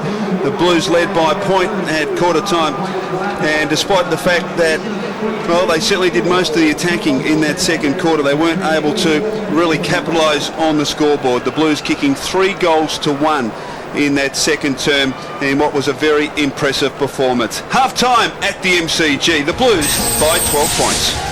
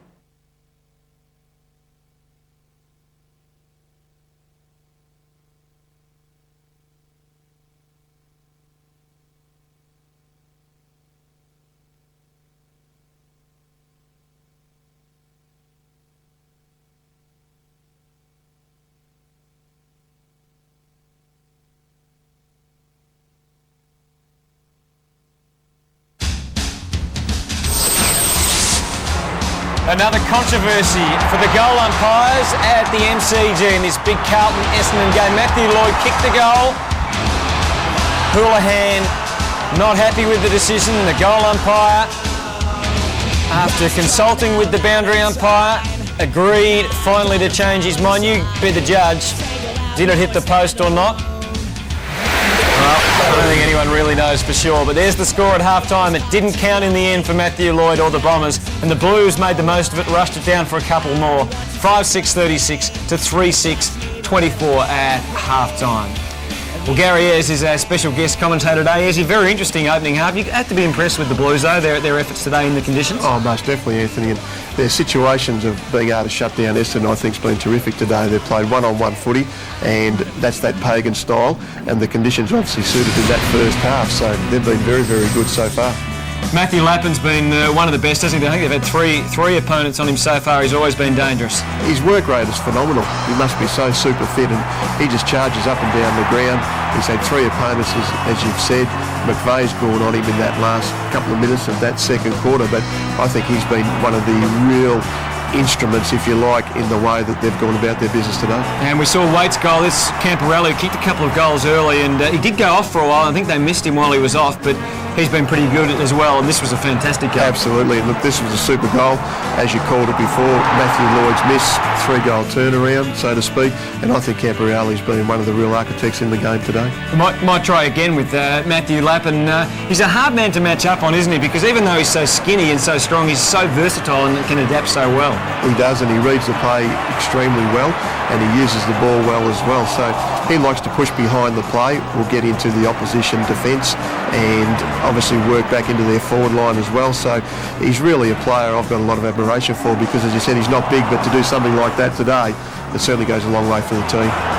Well, Carlton's, as we mentioned, have adapted very well to the pressure. They've also put plenty of pressure on the Bombers, haven't they? And particularly early, there's plenty of fumbles by the Essendon team. Most definitely, and of course that's going to be the type of game that's going to be played today, and you can just see here how hard it is to actually be clean and take the ball one take like. And really it's a credit to both sides, the way they've battled out. I think there's going to be some pretty sore bodies at the end of play today. We saw the Johnsons on screen there. Welsh spent another hard try for the Bombers. Joe Mercedes hasn't had a lot of the action, but it's been a real struggle out there. We see a few more of the fumbles that the Bombers made. Speaking of the Johnsons, Mark Johnson was particularly good in the first quarter, wasn't he? I thought he was, and I actually felt he died out of the game a little bit in that second quarter, and he's really one of the guys that gets Essendon up and running. You can see the type of play here. He's just in at boots and all, he's desperate, and he brings other Essendon players into the play, as you'll see here with a good goal off the stoppage. How do you think Kevin Sheedy would be feeling at half-time? We're going to see in just a moment that he actually addressed the players. Here he is out there just before they went in at half-time. Yeah, I think he'd be telling them not to lose any focus over perhaps that Matthew Lloyd miss. What happens is the side will be working, persisting, trying to get the ball inside their 50 to score, and then all of a sudden something happens. But you've got to keep your focus. You can't let that determine how you're going to play the game for the rest of the second half. Let's check in on the match stats there. Centre breaks 5-1 in favour of Carlton. Is there much else you can see? I mean, they're relatively even, aren't they, with inside 50? Certainly the clearances, the Blues ahead. Absolutely. Look, the thing that I look at there is inside 50, 26-24, and really that's where the game's at this point in time, Anthony. 2 goals the difference. The Blues with 20 spoils to 12 as we check in on just a few of the matchups. We mentioned there's been 3 different players who have played alongside Matty Lappin. And I certainly think that Lappin's taken the points, obviously, because he's had 3 players play on him. Moving through, you'd have to give the points to McGrath against James Hird. At this point, although I did think James Hird came back into the game late in that second quarter, and he's all class. Whenever he touches the ball, something generally happens. Scott Camporelli, him going off obviously didn't help, but young Stanton, again, he's been a bit quieter though than he's been so far in previous weeks. And a great experience for young Stanton to play on someone like Camporelli. You certainly know he's going to have a game when he walks off the MCG today. Well, let's check the Telstra rankings at half-time. And Daniel Harper's been a surprise packet, hasn't he? He has, but he's an experienced player, and he's probably playing for his livelihood, if you like, or his future, and this is his second league club, so he needs to have a good game for his own sake. Some big names there as well as we go over the page, and Dean Solomon, another one who would suit these conditions, and Barnaby French carrying a big load, isn't he, in the ruck for the Blues? He is, and he does the ruck work and then positions himself back in front of Matthew Lloyd, so Matthew's being double teamed, but Dean Solomon, very committed player.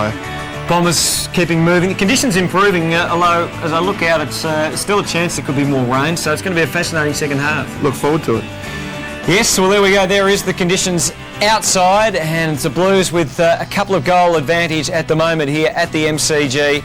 And well, the Bombers ready to come out. It's a very big game for them because things have opened up for them as far as the finals are concerned. We'll take a break from the MCG and have a look at what else is happening in AFL footy round 19.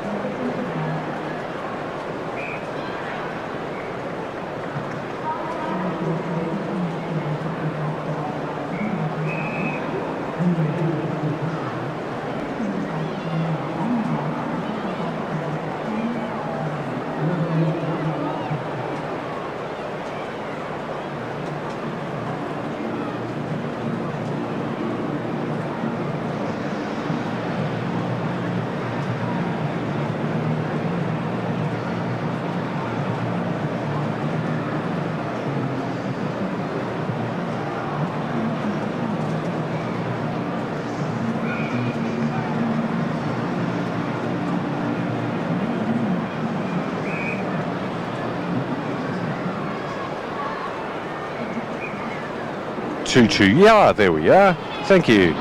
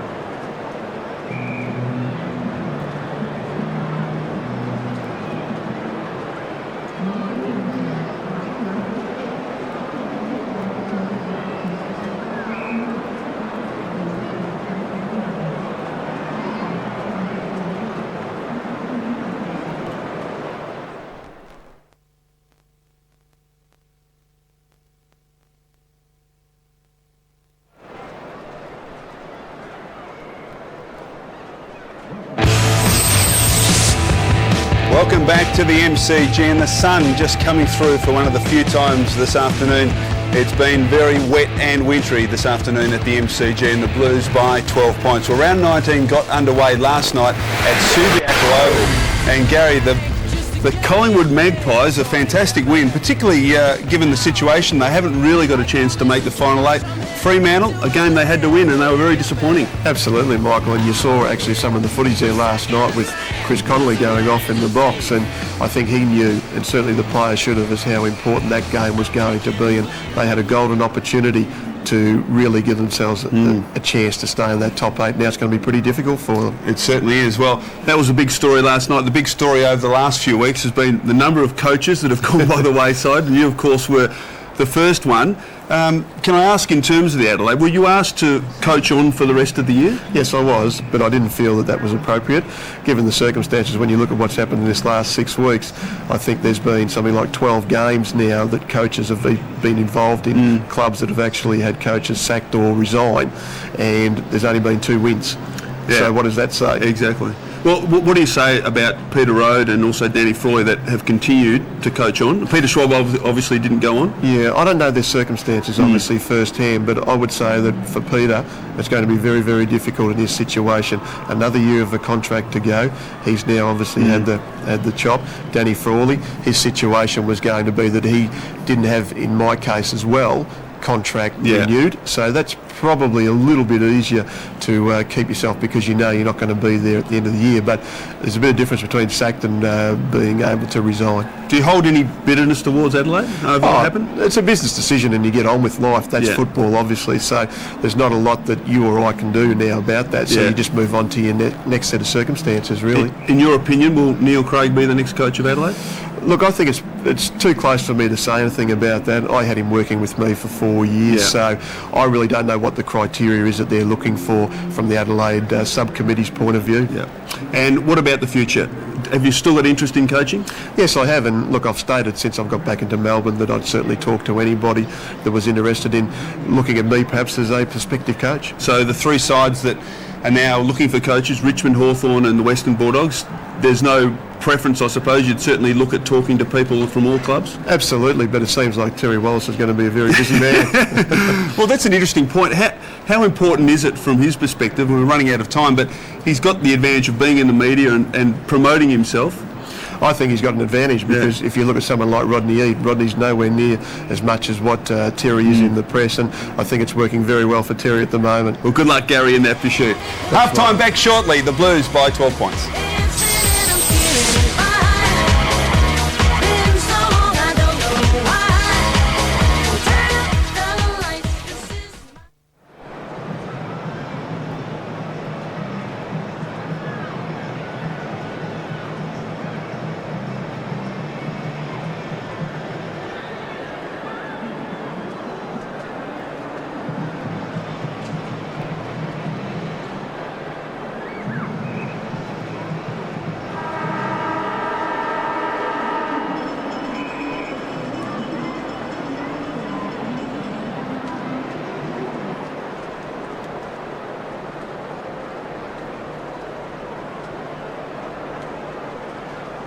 Going to be repeated.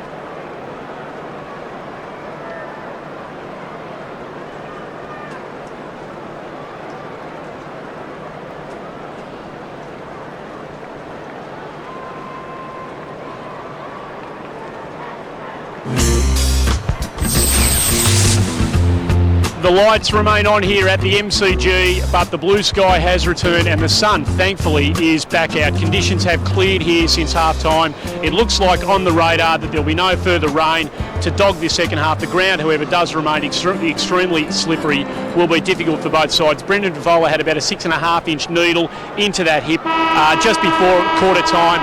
He has returned, as we saw in that second quarter, and starts the third quarter on the ground. Back to you, Hutto. Thank you, Andrew. We're just about ready to go, and it does look a lot brighter out there, doesn't it, Michael? Yes, it certainly does, and you would never have known it. It's rained at all today, mostly blue sky, so let's hope we've got a fresh football and we can see an improvement in the skills. We're underway, third term at the MCG. Hurd out to Alvey. Bannister going in hard. He was one of the best in the first half for the Blues. The umpire letting it go. Camporelli knocks it out. Well done by Bentic.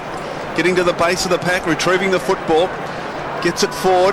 Half it. Oh, was he pushed in the back? Yes. Tackle from Welsh just a little too crude. Half it. Inside attacking 50. Lappin in front. Couldn't quite hold on. Chancellor Walker. Inside White. Can he dribble it through? Sensational stop. He can. And the Blues off to a flyer in the third term. They kicked a goal in the opening minute of the second term.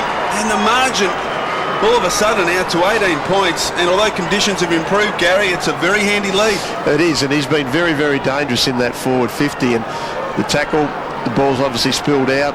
Lappin's had an opportunity here, maybe got high contact there, but this is just real good presence from young Jared Waite to be able to absorb that pressure and still think clearly and score a very valuable goal just a minute into the third quarter.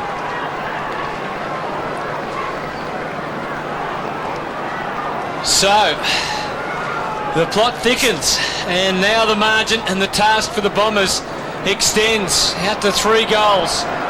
And the Blues continue to generate the footy out of the middle. Welsh with a good spoil on Hartford. Mark Johnson confronted again by Hartford. Peveril, Blues hunting in numbers at the moment. Into Favola versus Fletcher. Wasn't much of a contest. Favola well over the mark there. And the umpire shuffling him back. And the Bombers trying to move it. Johnson. Out wide onto the wing. McVeigh gets a favourable bounce. Forced to go back though to McPhee, who squeezes it through. Tough one to handle, but Solomon adept out wide. 2 on 1, and the numbers not prevailing in the end. Stevens used his skill superbly. Koutafidis, good work at ground level. They've got the loose man. Walker takes from Bannister. Looks up. He's got Lappin inboard. Wants to go longer to Camporelli, who gets away from Mark Johnson. And he's got Lappin on his own. Lappin will mark, and you would think he'll goal as well. Oh, big play this one for the Blues.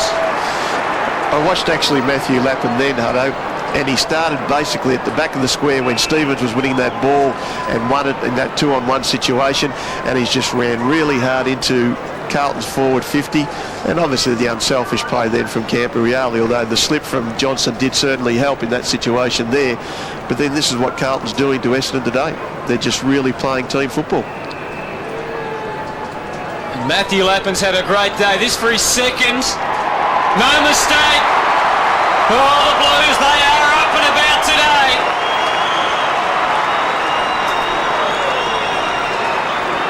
And it's a great tribute to Denis Pagans coaching this year, Gary.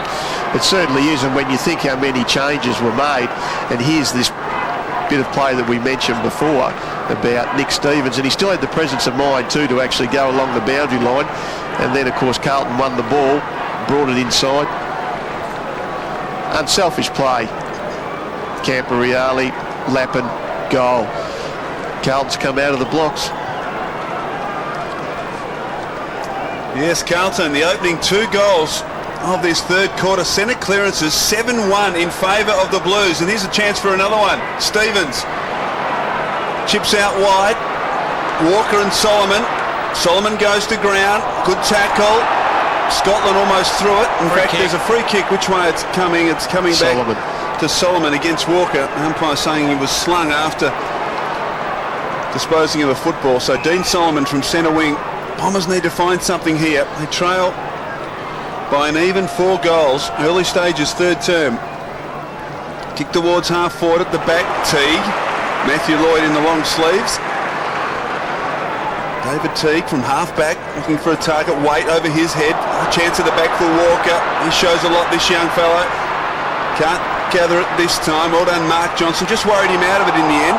Searching handball. Well done, Scotland. Was able to outposition Stanton, but he gives it up. Bolton.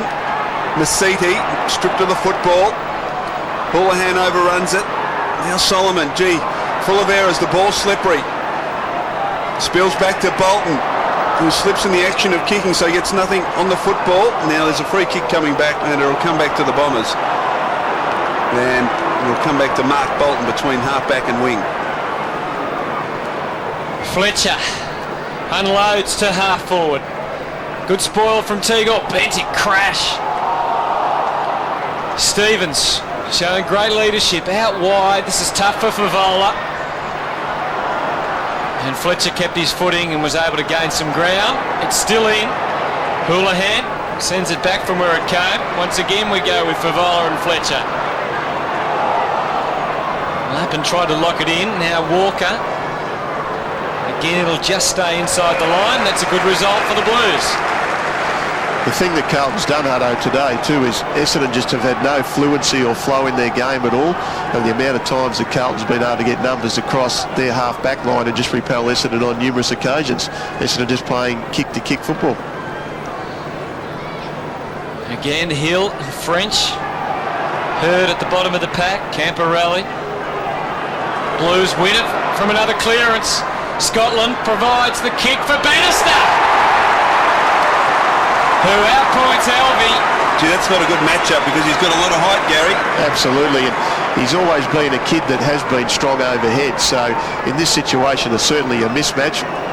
Whether that happened that way, it's a nice deep kick from Scotland to his advantage, and then he's done the rest, and this is going to, if he kicks truly, will be a very, very valuable goal in the context of the game. Gee, he's having a blinder against his old club. And they've been inside 50 4 times to 0 in this quarter, the Blues, and not fully capitalising as Bannister misses. And he's had 14 possessions, kicked 2 behinds.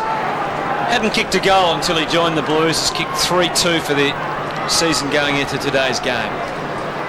Fletcher, wobbly old kick towards half-back. Good spoil from McGrath. Half it again, getting involved. Kick to the top of the goal square. In fact, more into the pocket, and Fletcher read it best.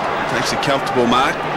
Kicks to his captain, who's got it at half-forward. He wants to play on now. He's in trouble, but he's able to get the handball away to Alvey, who chips to Bolton. Well done by Hurd. He sensed they had loose players down the southern side of the ground. Well done. Good smother coming from Bentic. Still gets to Jason Johnson, who kicks high towards Lloyd. Lloyd and Livingston. Lloyd worked him out of the way. Snaps back to the top of the goal square. Hill, can he control it? He needs to get boot the ball. Can't. Teague, no one to kick to, so he just kicks, hoping for the boundary line. Mark Johnson will get there as the ball is stationary. No pressure, so he has plenty of time to assess his options. Then takes on Scotland, chips, and Cupido's mark just outside attacking 50.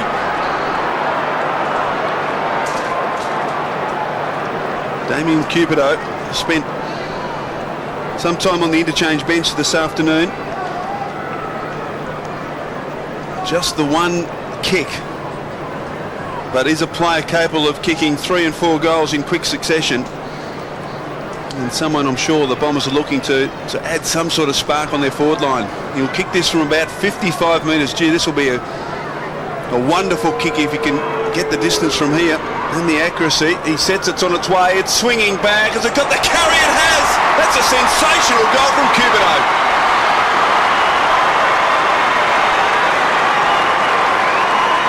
So So he doesn't get much of the football, but he's got a bit of class about him, Gary, and he can hurt you. Your comment was very apt, I thought, Michael, in that he is a type of player who can bob up all of a sudden. I thought it was very good play here from Mark Johnson, because he just had a sea of Carlton players in front of Lloyd again. I know we've mentioned that a few times today, but you'd always back Damien Cupido from just outside 50, and that was a fantastic long kick and very much needed by the Bombers. There's a sight you don't see too often, Gary. Matthew Lloyd in the long sleeves. Would that be for a tactical reason, do you think, like in terms of the conditions, or...? Maybe because he hasn't kicked any goals, perhaps. A change of luck. Well, that's tactical. Do you ever wear long sleeves? Very, very rarely. He might just be cold, Hutto. Stop your whinging down there. Put some oil on him, Andy. It is a relatively rare sight, though, these days. Obviously, there's the odd player or two that like to wear the long sleeves. Nathan Lovett-Murray wearing the long sleeves as well today. Free kick, and it goes the Bombers' way. James Hird also with the long sleeves. It's Lovett-Murray that comes up with the free. And McVeigh now can send them forward, so maybe there's been a bit of a momentum swing. Stevens. Yeah, that was clever. It was. Houlihan hunted down and caught brilliantly by McPhee. Umpire let it go, and it's out of bounds. I think it's one thing that Essendon should try and do more, Hutto, is actually generate more run-off half-back. I know it's been difficult with the conditions, but even McVeigh then, at least there was some movement, at least there was some speed with how the ball was going to get inside their forward 50. Well, virtually nobody inside either 50 at the moment for both sides, hence the huge numbers around the ball. And Joe Mercedes sitting down, or about to, for the Bombers. He's off. Blues lead is 19 points. Denis Pagans has been able to orchestrate some pretty good moves so far today, but the Bombers have got a bit of a spring in their step at the moment. Mark Johnson sends it in the Lloyd direction. Umpire again calls play on. Livingston, who's taken the honours today, he's had a lot of help. Sends it out for Thornton, and Lloyd looks just a little hurt, but... Looked like his arm was dragged down in that particular marking contest with Teague. Long sleeves will help him. Oh, Lappin and Favola almost fighting amongst each other, but eventually Lappin takes the grab. Leading the way on the ground with 16 possessions, Matthew Lappin, along with Nick Stevens. And again, just a long kick, and it's over the line and out of bounds. Let's check in on this Matthew Lloyd incident. There he was, the arm being dragged down. And on that evidence, could have got a free kick. Very stiff. I guess the umpire can't always be sure with Matthew Lloyd. Maybe he's not used to the long sleeve jumper either. There's McGrath hacking it forward inside 50. Plenty of Bombers around it, and they might just get out of jail here. Off the ground goes Stanton. Ramanaskas just back on the ground. That's good footy, moving it forward. Watch the big man go. Hill trudging after it. Can he get there first? He can. Again, inside 50. Pressure on Thornton. He's up to it. Well done. Showed him a clean pair of heels. Gave it to French. It opens up into Bentic, who takes the mark across half-back. Being held up. And the Blues, who lead by 19, have done so well today. Out to the wing for Teague. They've got the man on the overlap. He can just keep it moving. Wait. It's an open 50. Favola will press back to the square. Cooter's there as well. Wait might go all the way himself. He launches a bit top. Watch out for Cooter. He stayed down. And the ball went through for a behind.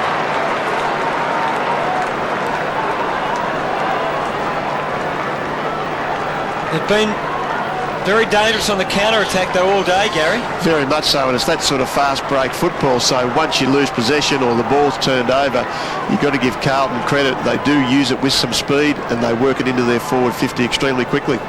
Fletcher into the back pocket. Welsh. Blues now by 20 points. They led it by a point at quarter time, by 12 at half time. Bolton trying to work it out of their defensive area methodically. Now Johnson, Mark. Still inside defensive 50. Halfway through the third term. Hird provides an option. He kicks in Hird's direction. McGrath has been fantastic on the captain this afternoon. Ramanauskas close to the line and over. James Hird, well, he's had 12 disposals, 4 marks. McGrath, 8 possessions. You look at the clearances there, Michael, and certainly Carlton's done very, very well, especially in the first half. Fletcher double-hander, but straight to Houlihan. Gained about 15 metres. Well done, Bentic. He's able to keep his feet. Now chance for Harford. Running goalward, but he lost his. And the Bombers a chance to get out of trouble. Welsh into the path of Solomon. Chase from Walker. Solomon's got plenty of time though.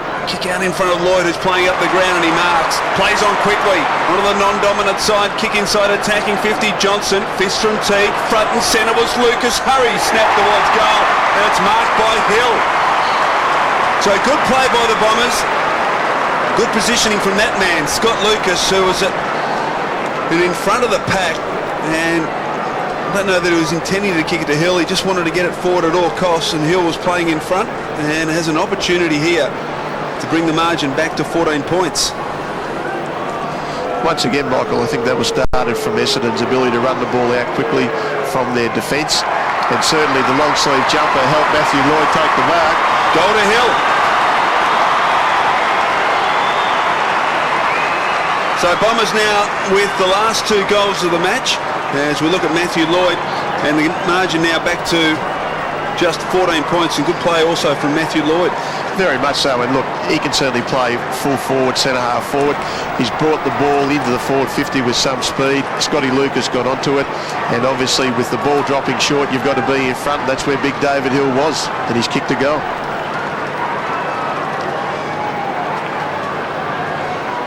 First time Denis Pagans had to counter consecutive goals by the Bombers for the whole afternoon. Suddenly the lead cut to 14. Really good tense struggle now. McPhee trying to barge his way through it. Combated though by Camporelli into Whitnell. Could he be the wild card? Physio's still out with Matthew Lloyd too, Hutto. I wonder whether he's wearing the long jumper because of a shoulder injury in the first half. Whitnell unloads, what a kick! It was a great effort, and Haynes also did well. And the last thing the Bombers want to do now is give up a goal. They are certainly making their move here at the MCG. Lloyd remaining in the goal square. Hasn't kicked a goal, although he did get the signal from the goal umpire at one stage. It was reversed in somewhat controversial circumstances in the opening term. Favola thinking quickly, but the result not the one he was after. And the Bombers will get the chance to clear here. The margin back to 14.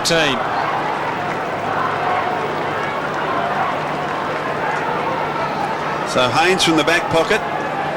That's what confronts him. Kicked short. Fletcher was able to kick towards Johnson. Whitnell applying the pressure. Need to keep your feet here, Johnson. Little toe poke towards the line. Well done by Whitnell. Good pressure. And we'll get a boundary throw in just the attacking side of the wing for Carlton.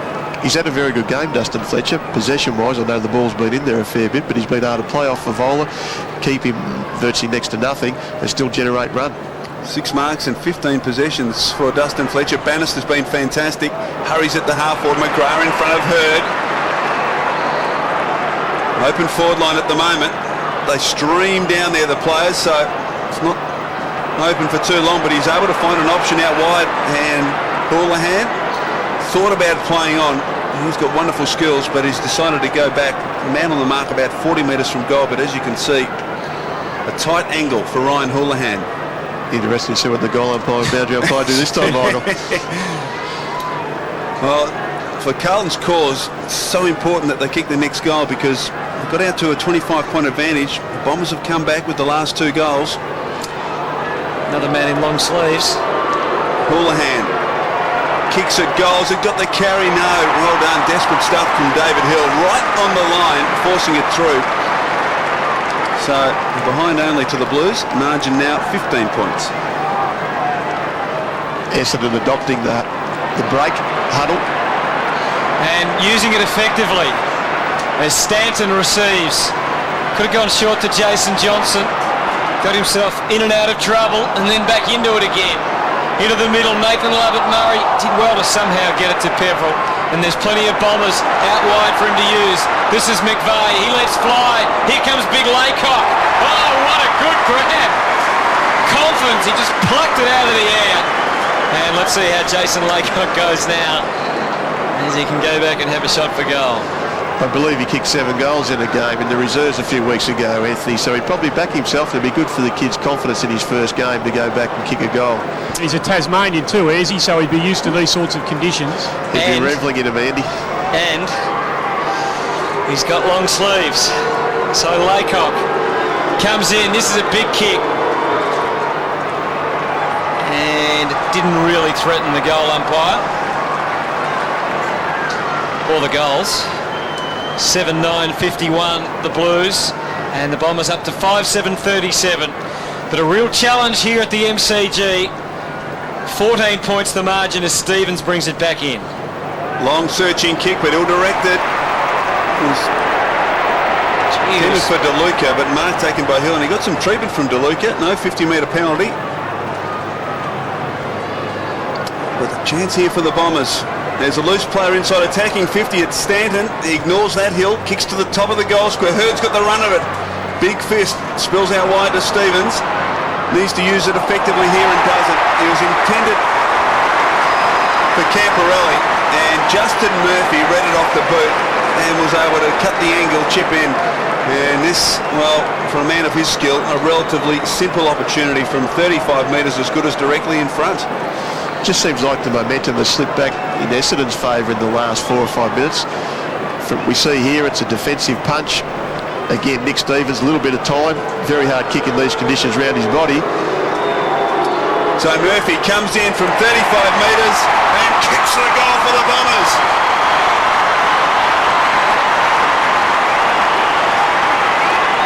Essendon have kicked the last 3 goals of the game, and the margin is back to 8 points. And as you said, Gary, you just sense that they're really starting to come at Carlton hard. They have, and when you see this as a kick that goes to the top of the square, and Nick Stevens here has got a little bit of time, but to me that's not a percentage kick in these conditions. Get the ball out of your defensive 50, intercept. Justin Murphy very rarely misses. Good goal for Essendon. So the Bombers have a couple of injury problems, and that's obviously a key one to Matthew Lloyd, but they are really coming at the moment. 6-7 to 7-9. Out of the middle, Murphy, Peverill under pressure, but they're moving so much better now. This is McPhee. Got Laycock across half forward. Plenty of protection though. Drove too far. Scotty McLaren on the spot.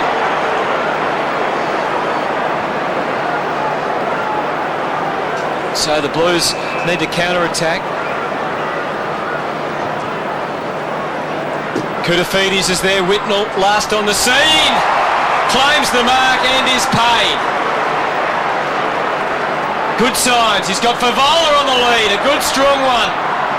Again, just couldn't handle it. The delivery wasn't quite perfect.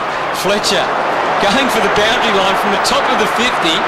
Kicked it about 45 metres backwards. Harford kept it alive. Morrell, Hurd camped underneath it. Hard to move. Immovable. He played on. Oh, got himself into all sorts of trouble. Cupido tries to get him out of it. He can't. A good scrap for the ball. Into James Hurd again, but off the side of the boot. Play on. Mark Johnson rode the tackle. Along the line, this is Haynes. They've kept it moving. Peverill.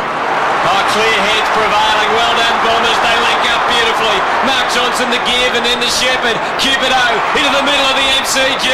Hill streaming past McPhee. Long kick to a vacant square. But the Blues get back, and it's Thornton just edging out Laycock. Been very impressed with Peverill's game this quarter, Hutto. He's been very good in and under, and certainly feeding out a lot of the ball to running options. Blues on the counter-attack. Lappin at half-forward. Now Koutafidis. Lappin keeps running. Gets it back. What can Matthew Lappin conjure up here? He's got a loose player. Camporelli goes beyond him towards Walker. Camporelli front and centre. Now Favola. A rare opportunity. Kicks it high. Gee, it's a battle of contest here. Hurd commits his body and backs up. Well played, James Hurd, but he's brilliantly tackled and he gets a free kick. Was it really in the back? Well, on first glance, no. Didn't look to be in the back. Let's have another look at it.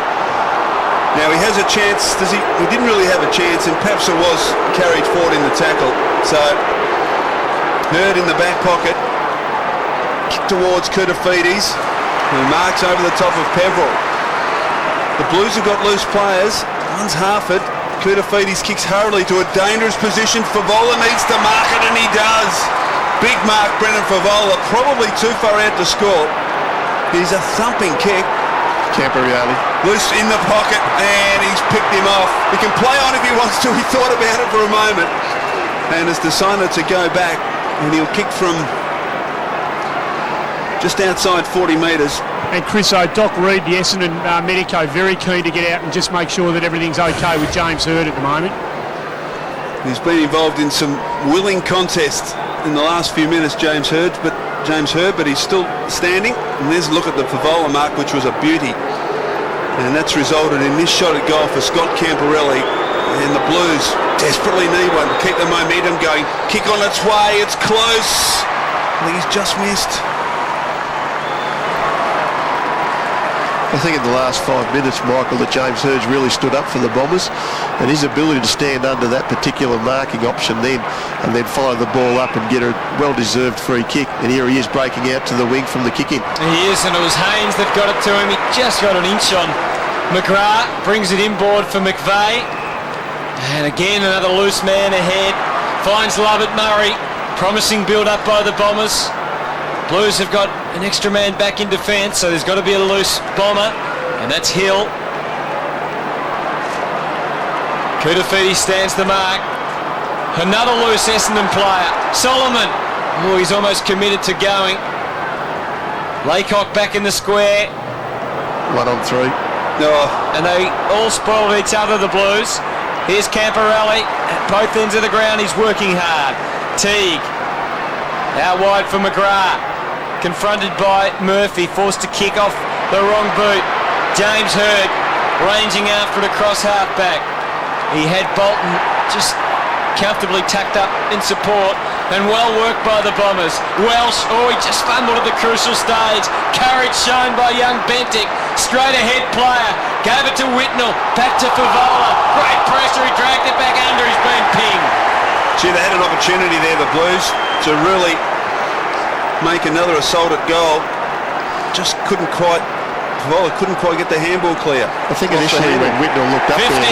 there might have been a 2-on-1 there, Michael. 2 Essendon defenders to 1 Carlton forward. Presumably against Brendan Favola. And so Nathan Lovett-Murray will be probably not quite within scoring range. He'll kick from about 65 to 70 out. It's an important 17 seconds for the Blues here. Well, Dustin Fletcher, we know he's capable of a big bomb. And he's missed the lot by the look of that. No, might have just gone in for a behind. It has. And every score certainly counts in one of these struggles. 6-8, 44 to 7-10, 52. It's back to an 8-point ball game. Only 7 seconds remaining. Nick Stevens, full back for the Blues. Kicks long, close to the boundary line to Luca. Got hands to it, couldn't quite complete the mark. Solomon, now McVeigh. And the Bombers have run out of time, but they certainly hit back hard in the latter part of that quarter. They kicked the last 3 goals of the quarter, and Gary, they go into the 3-quarter time break trailing by just 8 points. They do, Michael, and really Essendon should get some confidence out of that last 10 minutes of the third quarter. We saw Carlton really come out of the blocks at the start of the third quarter. They scored some very important goals early. A lot of pressure was applied to Essendon, but to their credit, they fought their way back into this game, and I think it's going to be a very, very interesting and exciting last quarter. I know the conditions have had a bit of a say in the game. I know it's also low scoring, but one player that's really, I think, put his hand up for Essendon has been Peverill, and also too the work of James Hurd pushing back into defence. So it's going to be a very interesting last quarter. We're back shortly. Been a great game.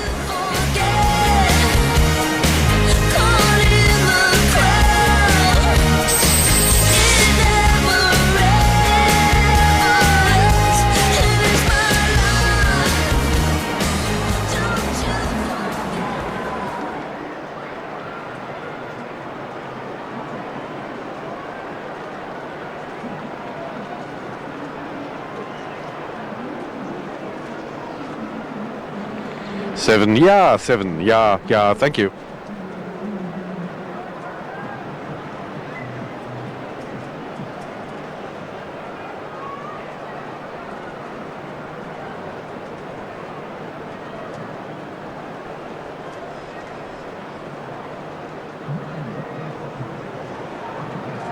It's 8 points. They do, Michael, and really.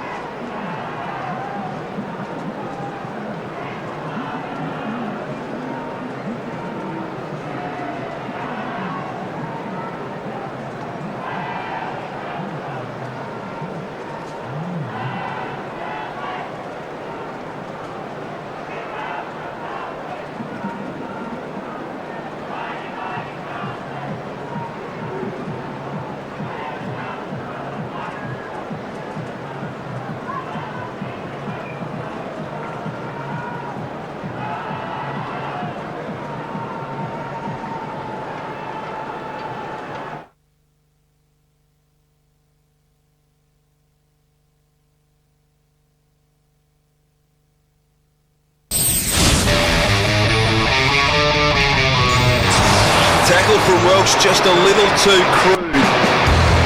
Harford inside attacking 50. Lappin in front. Couldn't quite hold on. Chance of Walker inside White. Can he dribble it through? Sensational stop, he can.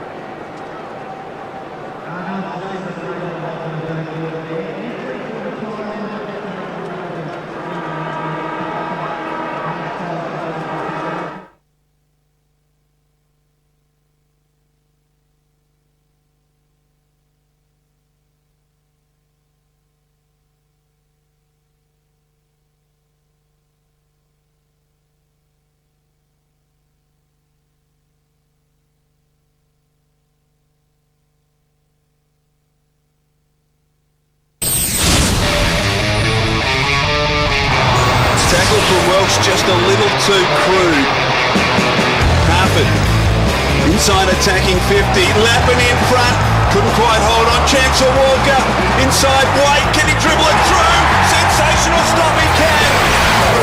And the Blues off. Been some great highlights today. These two sides, doesn't seem to matter where they are on the ladder, they always provide a very interesting contest, and the Blues really taking it up to the Bombers today. 17-52 to 6-8-44. Getting pretty funky here, Michael. Gee, you've got to speak loud to get over the bit of the quick rap, Hutto. Gary, you were particularly impressed with James Hird in that third quarter. Look, he's all class, Anthony. I think we know that the way that he plays, he takes a step up when it's needed, and he's in a position where he obviously can do that because he's a leader. And you look at these fresh legs, certainly Laycock hasn't had much time. Alvey, Mercedes. Good running players there, so they've got plenty of options in this final quarter, haven't they, Gary? Most definitely, and when you think Joe Mercedes, I believe he's a very good player, yet he just doesn't seem to get much of a go, does he? So only played 34 minutes of 92 at the moment, and there's Carlton's fresh legs, and there's also some running players there, Clark, Walker and Johnson. Absolutely, and you think to yourself that someone like Joe Mercedes, these conditions would suit him surely today. But then again, obviously Kevin's got something in mind, but certainly young David Clark hasn't got much of a go, and look, Walker's impressed me whenever he's come on the ground. So I think there's really going to be this game now set up for a terrific last quarter. And let's get down to Andrew Marr for the latest on all the injuries. No reappearance of Matthew Lloyd. Hutto, he's gone into the Essendon rooms. Doesn't look like he'll be back. Adrian DeLuca has gone into the old Richmond rooms for Carlton. We don't know what the problem is with him. Andrew Welsh has come off with a left knee injury sustained just before three-quarter time for Essendon. He doesn't look likely for the rest of the game. So some worries for both sides. The Bombers will have to do it without Matthew Lloyd. Last quarter underway from the MCG. It starts well for Carlton. Koutafidis, good spoil. Pressure on Harford over the top. Bolton. Now there's a whistle here, and it looks like it's going to be an Essendon free kick. There must have been something in those long sleeve jumpers, Hutto. Must have been. Onto the wing, well placed for Solomon. He can go back over the top, and Haynes able to run it out. He also employs the torpedo off the side of the boot. Lappin. Superior judgment takes the grab. It's got Thornton out wide, but he wants to be more direct. Koutafidis calls for it at centre half forward. Jason Johnson with him at the moment. Whitnell also the target down there. Another one going for a torp. Another one miscued. Good work again from Bentic. There's Kuda through the maze. Camporelli to full forward. Favola again. Hasn't quite got the judgment on today. And Fletcher quick to clean up. Pursued by Harford, but able to get it to the line, and McPhee. So the Bombers keeping it alive. It's still in, and Bannister can go to Johnson or beyond to Camporelli, who's been a good player for Carlton today. 17th possession coming up, and 2 goals won. Unloads to the square. Whitnell might have got a free there, but holding on. So Lance Whitnell can line up. Incredulous look on the face of Mark Bolton there. What do you think, Chris? You looked as though he was held, and that's the problem I think that the defenders have got. You can't be seen to be holding jumper, and looked like just with his right hand, Mark Bolton had a fistful of jumper, and the umpire was right on the scene. I think Lance was contributing to the look of that. I suspect there, Michael. But Anthony, if you've got a fistful of jumper, you can't hide that. You can hold your own jumper though. Is that what he was doing? Oh, I'm not sure. Oh, he fooled me then. Whitnell's in front anyway, and he's put it through. And the Blues are right in this. They're ahead.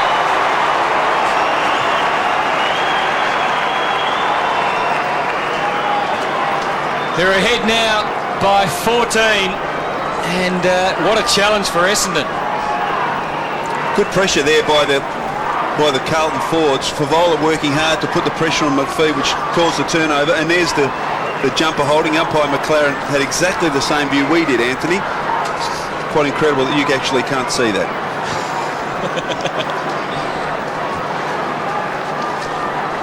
Matthew Lloyd sits down and doesn't look as though we'll see him for the remainder of the game. There's a rare sight. John Barnes on the interchange bench. About the first time he's been there today, Chris O.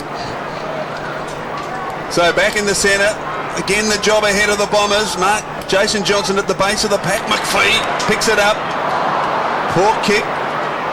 Thornton, who's been very good, just laid it out rugby union style for Johnson, who's wrapped up in a tackle. And we'll get a ball up at centre half forward. Always important too, Michael, I think, to try and get that first goal of the last quarter, especially in a tight game. I think Carlton are able to do that. Essendon bench.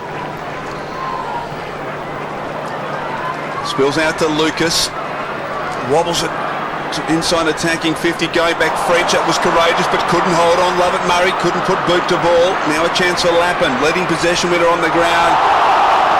He knew the boundary line was there and did it pretty cleverly in the end. Perhaps unlucky not to get a free kick for in the back. Shakes the mud. So half forward for the Bombers. They trail by 14 points. French at the back. Jason Johnson hoists it high. McPhee in good position. Well done, Lappin again. Ball to the back. Cubido. He's very dangerous. Can he pick it up? No, he overruns it. McPhee in space. Snap around the body is good. Bombers are back.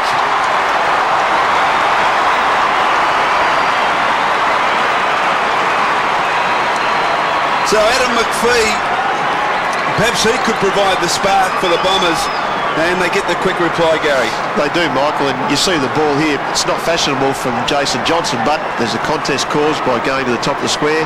Numbers around the ball, Cupido fumble, and McPhee had the presence and composure kick a goal.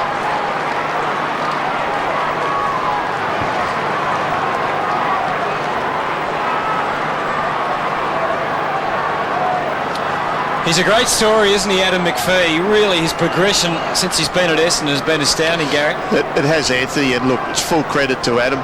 Obviously, he was recruited by the Fremantle Dockers. Didn't quite work out there for whatever reason. Kevin Sheedy's seen some worth in him, and he's really developed him, along with the other coaches, into a very good player. Camporelli sending the Blues back into attack, though. It's been that sort of game.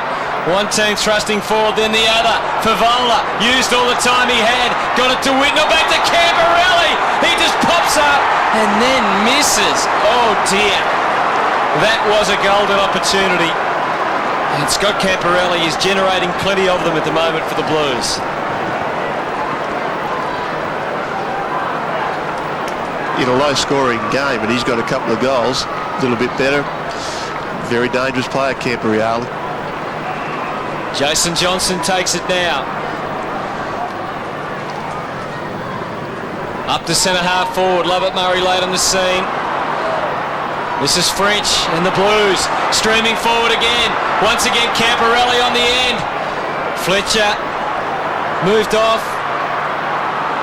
Ramanauskas, here's Fletcher again. Harford stood his ground. Very clever play.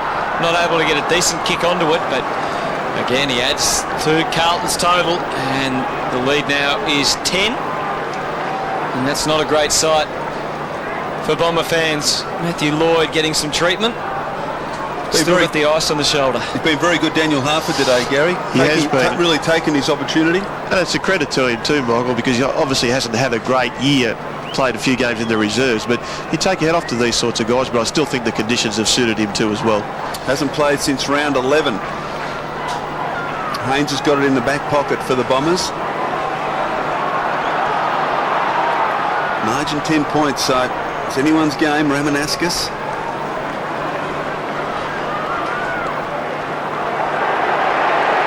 The crowd just yelling because Harford ran through the mark, but you're allowed to do it if you're immediately following your opponent. As Ramanauskas kicks towards Hill, French will provide a contest at ground level. McGrath, free kick to Hill for over the shoulder. Hands off to Hurd, who issues instructions. Kicks towards dangerously inside the centre square. Bannister, kick out wide. Favola, was he pushed out? No. Well done by Haynes, controlled it brilliantly. Good support provided by Fletcher as he kicks towards half forward. Morrell going back marks well. Just read it very well there, Digby Morrell, and kicks onto the wing. Harford again. Little kick around the body. Mark Johnson did very well to work to the front, and I think he probably took the mark, but he's got the free kick in any case at half-back for the Bombers. Moves it quickly by hand. Mercedes just banged it on the boot. Laycock the target. And a wrestle going on for it. 10 points the difference. Last quarter at the MCG, Saturday afternoon footy. We can see the clearances, something dominated by the Blues, particularly in the first three quarters. And the Bombers breaking even just about in this last quarter. There's Camporelli taking it away, though. Kutafides taking it away, though, to Stevens. Up to the wing, and McGrath playing in front of Hurd. Happy to get it out of danger.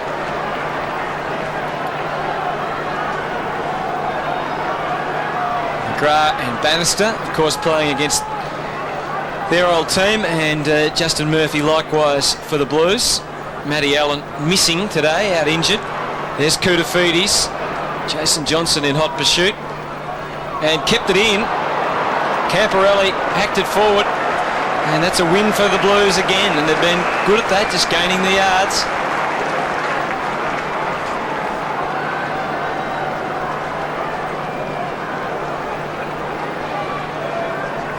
Blues been inside 50 in this last quarter, particularly. 6-1. Can they make the most of it? Whitnell. Livingston, who did the job on Lloyd. Lloyd goalless and now off injured. Stevens emerging. Great smother.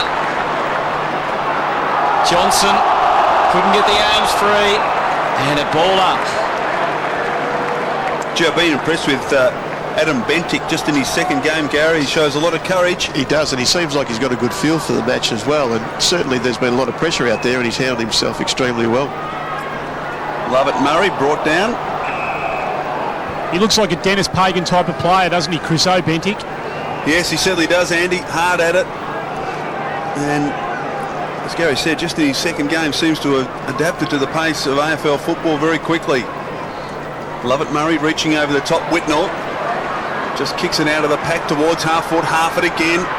Handball back to that man Bentic.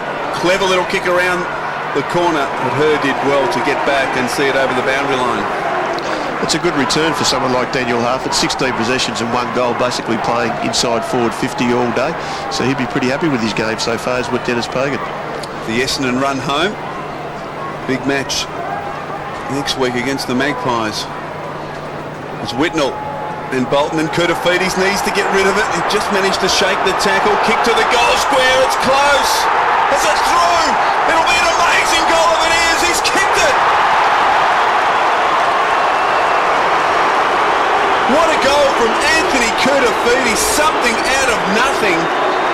And the Blues, halfway through the final quarter, lead by 16 points.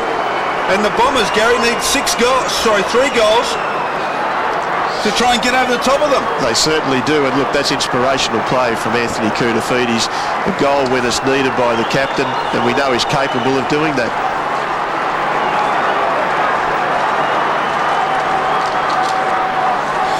The old captain's goal. Anthony Kurtafidis doing the job for the Blues. 16 points, and now the challenge really laid down to Kevin Sheedy and the Bombers. Can they do it? Can they dig deep? They need to start generating some footy out of the middle. French sends the Blues forward. Mark Johnson comes in. Kuta starting to stalk. He's had 20 possessions, and he looks like he's getting right back to his best, Anthony Kurtafidis. Which is a great side, isn't it, for Carlton fans? He's been injury prone through this year, and he's obviously valuable when you look at what he can do, and his possessions are just slowly mounting. 11 clearances for Kurtafidis. Peveril takes it out towards the line. Good protection from Stevens, but Peveril kept it alive. Guess the Bombers need to. Camporelli, he's another one who's been very prominent. Inside 50, acrobatics from McPhee. This is Haynes. Working in unfamiliar territory. To go at it again. Lappin to try and spoil Ramanascus. Ineffective in that task. No 50.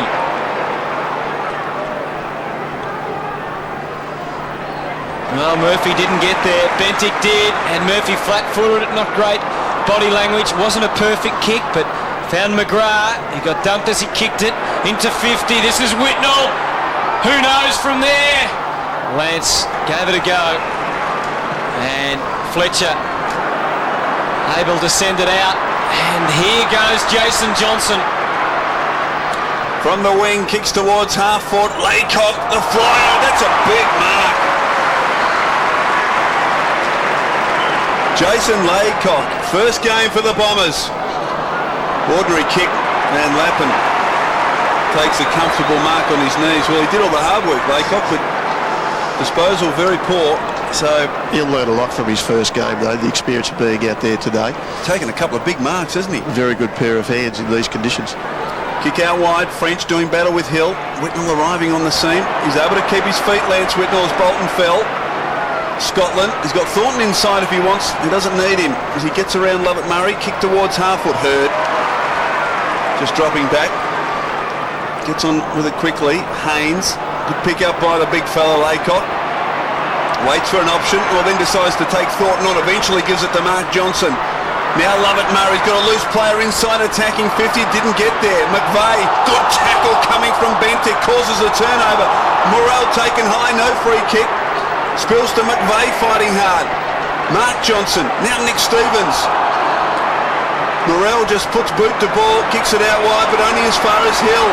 The Bombers are relentless, they're applying the pressure. Kick back inside attacking 50. Loose ball, McPhee trying to just tap it over towards Cupid. He's wrapped up by Bannister, and umpire McLaren calls for it. And gee, it's hectic and tough inside the attacking 50 for the Bombers as the Blues try and hold off this challenge from Essendon. Thrown up, French towards the line, and we'll get a boundary throw in the forward pocket. Favola off, Crusoe, Waite back on. There's been a lot of stoppages today, obviously, Michael, but when you look at the clearances, 46-23. Yeah. And sometimes that can be misleading, but certainly you'd say today the Carlton's been terrific around the stoppages. They've dominated, haven't they? Interesting move with Favola coming off. He's certainly been beaten well. There's a free kick here by Fletcher, and it's going to Carlton. Against Solomon, I think, Hutto. Yep. Goes to Teague. And Camporelli's broken for him in the middle of the ground. Solomon can't believe it. You just wonder what happened before that incident. Up onto the wing. McGrath's at the back. Bentic just hacking it forward. Hurd off the contest. Did well. And in the middle, they're lining up for the Bombers. This is Murphy now. Some late contact. Just affected the kick. And well handled by Livingston. Eases onto the left. Ungainly looking action as he got it up to half forward. Searching for Koutafidis, who just told him to get out of his way. Might have got one in the back. The umpire says no. Koutafan. There's the Solomon free kick, and did appear to be high contact. Just let the game go. Gary Ayres joining us this afternoon in special comments. Saturday afternoon footy from the MCG. The Blues holding on to a 16-point lead. Scott Camporelli somehow gets the handball out. Bentic back to Stevens. The prime movers right in the thick of it in this last quarter for the Blues. Wild handball. McPhee went to ground. Play on was the call. Jason Johnson. Hurd all involved. Peverill dispossessed. Again the tackling fierce. And the umpire forced to call for a bounce. The Bombers have got to get a move on. They need a goal here. Gee, I've been impressed with Carlton's forward pressure this afternoon. Gary, they've been relentless in holding that ball in. It's been terrific, and it's become a very offensive weapon, is that ability to keep the ball inside and give yourself another opportunity to score, as we see here possibly. And Camporelli gets another behind. He's had a big day. He's had a big last quarter. He's up to 24 possessions and 2 goals, 3, Scott Camporelli. Margin out to 17 points. 8 minutes of game time left, so still plenty of time for the Bombers. They need to kick 3 goals. They've just kicked 7 for the match today. Long kick. French did very well. Just eased Laycock under the ball and was able to drop back and take the mark. He's been very good, French. Bombs it back inside attacking 50. Whitnell got hands to it, couldn't complete it. Peverill decides to handball back to Haynes, who's under pressure. Well done by Waite. And eventually Sockers off the ground on the full. And again, another example of great forward pressure, this time from Jared Waite. Bannister kicks short. Stevens. If Nick Stevens kicks this goal, they should all go over to Jared Waite, because he's brought about this scoring opportunity with his defensive action. It was great pressure, and Nick Stevens, well, see, it's a tough kick from here. He's going to kick it from just outside 50. The ball would be a bit heavy, as would the ground underneath him. As we look at this again, there's the initial pressure, and the getting up by Waite and continuing for the second effort. He's going for a torpedo. It's long, it's straight, what a goal!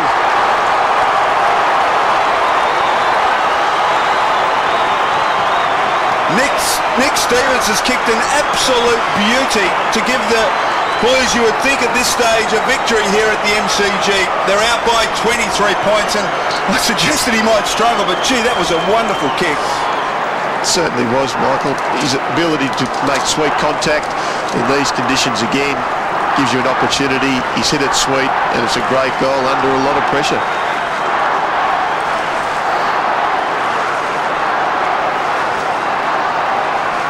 So Nick Stevens with the old torp may just about have sealed this contest, and the Blues, against the odds, look like they might have done it again.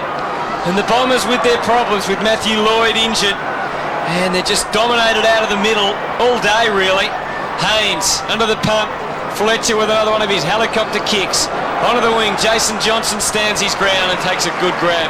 Oh, but that just shows the Bombers are just a little amiss this afternoon. The pressure applied by the Blues around every contest has been fantastic to watch, and so often they've prevailed. They've kept it alive. They've got it into attack again. Half it's been terrific. Here's Jared Waite. The next Cooter perhaps. Ranging forward with his kick. It bounces back, but not enough. That certainly would have put the result beyond doubt. As it is, 4 straight goals. They've got a real appetite for the contest now. Momentum, confidence is really up. Carlton look the goods. 2 goals for to Jared Waite. Haynes tried hard. Ben Haynes kicked from half-back, searching for McVeigh. Lappin applying the pressure. Well done, Hill, but in his attempt to get some meterage, he kicks it out of bounds, so we'll get a boundary throw-in between wing and half-forward for the Bombers. Been very impressed with some of Carlton's second-run players like Bannister, 19 possessions, Harford, 17 possessions, Bentic, McGrath's done a pretty good job on James Hird. Having contributors all over the ground. French has also been very good. Out wide now, Murphy. Hard up against the line. Now there's a free kick coming back. Which way will it go? I think it's going to go to... Stevens and Peverill are wrestling, I think, there. It's going to come back to Murphy. So, not quite clear what the free kick was for, but Murphy's got it. Kick and a half from goal. Kicks to the lead of Laycock. Big pack of players. Solomon almost took a very good mark, and he's mentally tackled as he picks it up at ground level. So a bounce 20 metres from the Essendon goals. We look at a fairly glum Essendon bench. Matthew Lloyd, you can just see there in the background, came off in the third quarter with a shoulder injury. Hasn't seen him return. Peverill to Hird. What can Hird muster here? He kicks to the top of the goal square. Love it, Murray. That's a clever mark. Reeled it in with the one hand. And he certainly has got a touch of class, Nathan Lovett Murray. You'll need all of it just to thread this, to just give the Bombers a skerrick of hope. Clever kick by James Hird. Angle is tight, he comes in and bangs it into the post.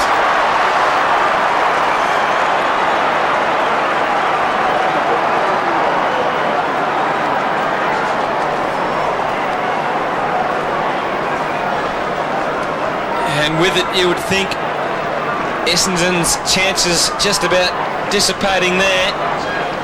Stevens been a great leader for the Blues this afternoon. His 23rd possession aimed at Teague. Was particularly good early and has had a very good day. Johnson gets it out to Murphy.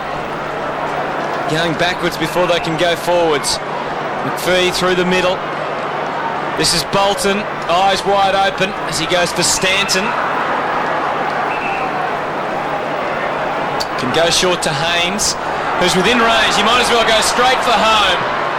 Good looking kick off the boot. He's done enough. They're fighting on.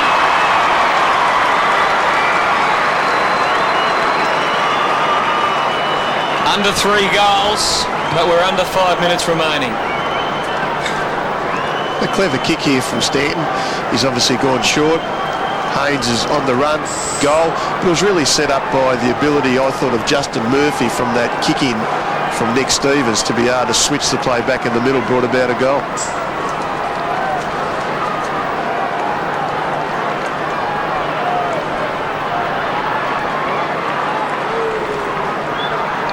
Margin 17 points in favour of Carlton. Less than 5 minutes of game time left. Johnson. Koutafidis, handball ineffective. Jason Johnson almost threw it out to Hill. Solomon. Little fumble, well tackled by Koutafidis. Camporelli, who's been tireless. Scotland. McVeigh on top of him. Still in play. Well done by Solomon. Jason Johnson. Good tackle coming from Camporelli. The Blues work it out again. Scotland. Johnson.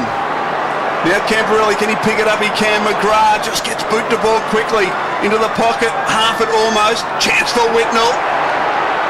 Can he shake the tackle? No, he can't. He should be penalised. He is. Free kick to Mark Johnson. The advantage paid. Cupido jams it on the boot. It's high. And Scotland has to sit and wait. Doesn't take the mark, but he's got plenty of time. Johnson. Now, what's going on here? Free kick. Well, just wonder why advantage wasn't paid. Now it's 50 metres. Now that is just what the Bombers didn't need against Justin Murphy, I presume. And it'll take Heath Scotland. Well, look, within scoring distance, we're not too far away from it. And Scotland just trudging back on the wing. It'll take all the time in the world just to amble up to his mark. Sure, a bit of game time.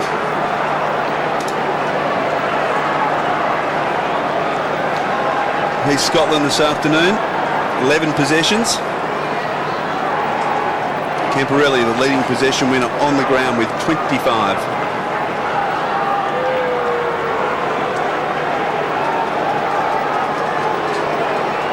Taking plenty of time, leads Scotland.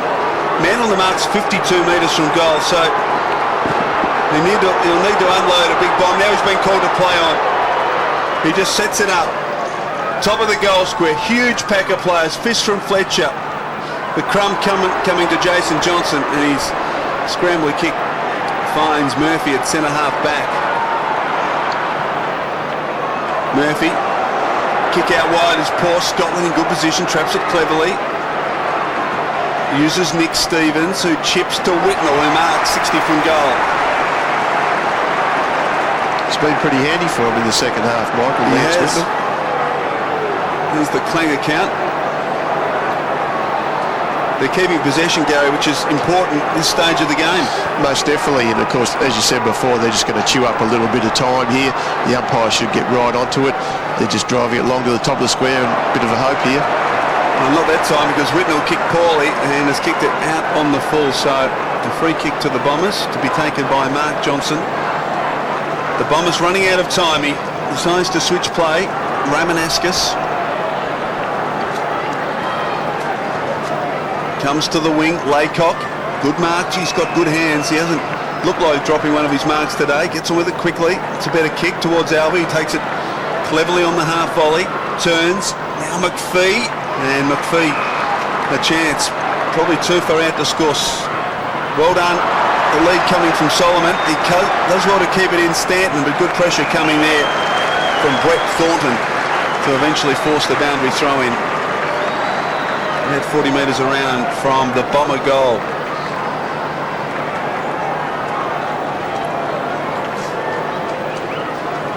French in front. Moves it down to the front of the pack. Well done by Albie. Roved it well. Quick snap out of the pack is across the face and misses everything. So free kick to the Blues. 27 and a half minutes into this final term. And, well, it's been a fantastic victory by Carlton. It seemed improbable now that Essendon could get back. This could be a very costly loss for Essendon in the scheme of things too, Michael. Well, we saw Fremantle drop a game that they should have won last night, Gary. And, you know, people say, well, what have the bottom sides got to play for? Well, it's almost like they've got nothing to lose. They can really go for it. The pressure's really off, so to speak. And Carlton really have been terrific today. What a mark from Jason Laycock. He's been fantastic in the air. Looks for Stanton. Well done by Stevens. Bentic has been another very good player for Carlton. And they tie it up again. Gee, I've been impressed with Jason Laycock. His hands are fantastic.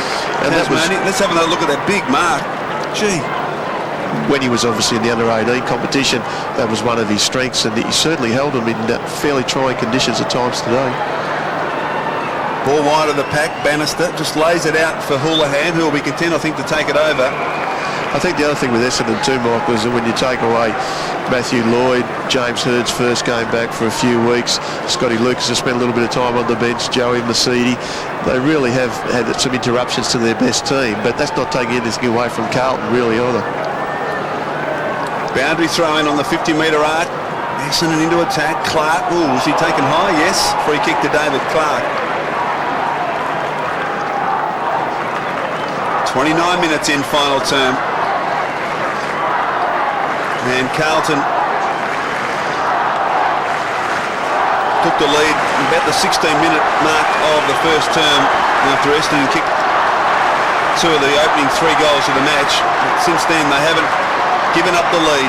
It's been a wonderful effort. Kick to the wing. Good strong mark almost taken by French. Ground level. Alvey immediately tackled by Stevens, going nowhere, and we'll get a bounce. Daniel Harford, what a fantastic player he's been for the Blues today. Played mostly as a permanent forward, and in a role, that sort of role which is pretty restrictive, he's been able to gather 17 possessions and take 4 marks. Been a wonderful player, and there it is.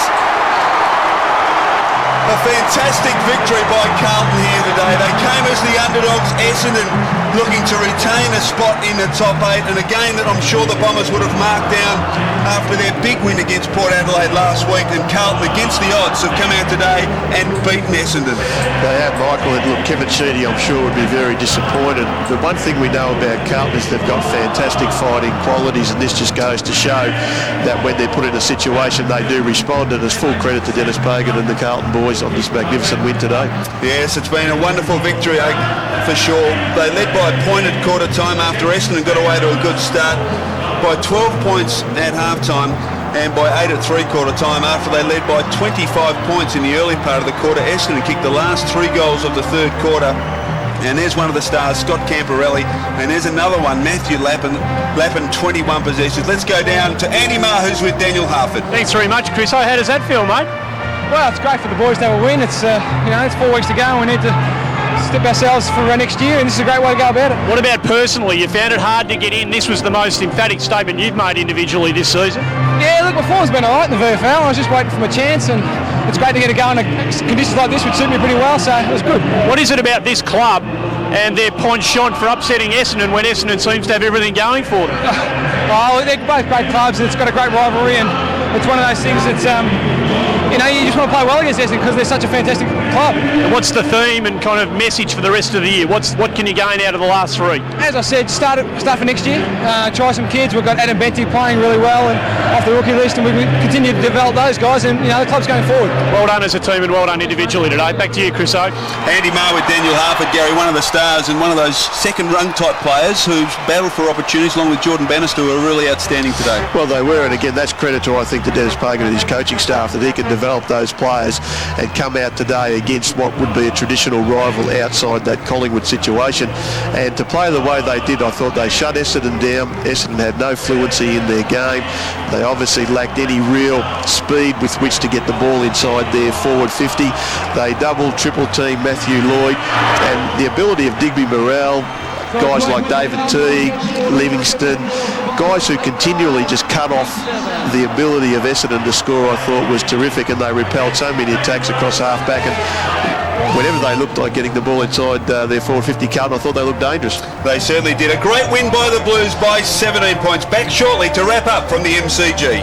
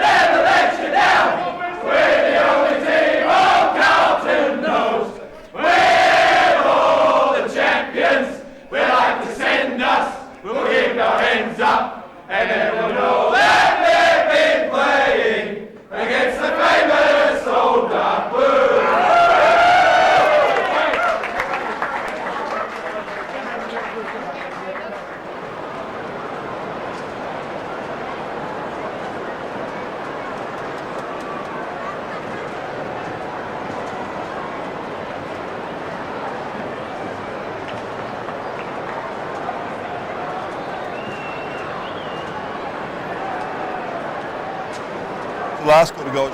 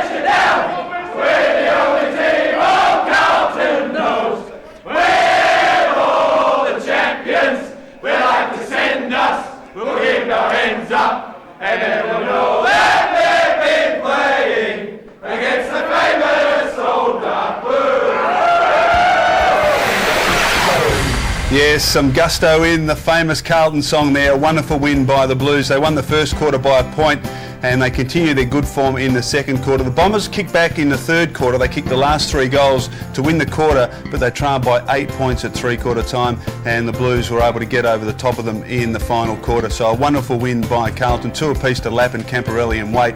And for the Bombers, McPhee was the only multiple goal scorer. And it's interesting, Gary, that both Matthew Lloyd and Favola were absolutely goalless in the entire match. But let's have a look at some of the final quarter goals by the Blues. And there was that free kick, which was probably a bit iffy. Yeah, it was. And look, any free kick inside the forward 50, I always think it's pretty difficult. And Lance went back and scored that goal. And we see here there's another opportunity for Anthony Koutafidis, who in his heyday was doing that all the time, as we know. He took that out of the ruck. I mean, it's an incredible goal for the stage of the match that it was.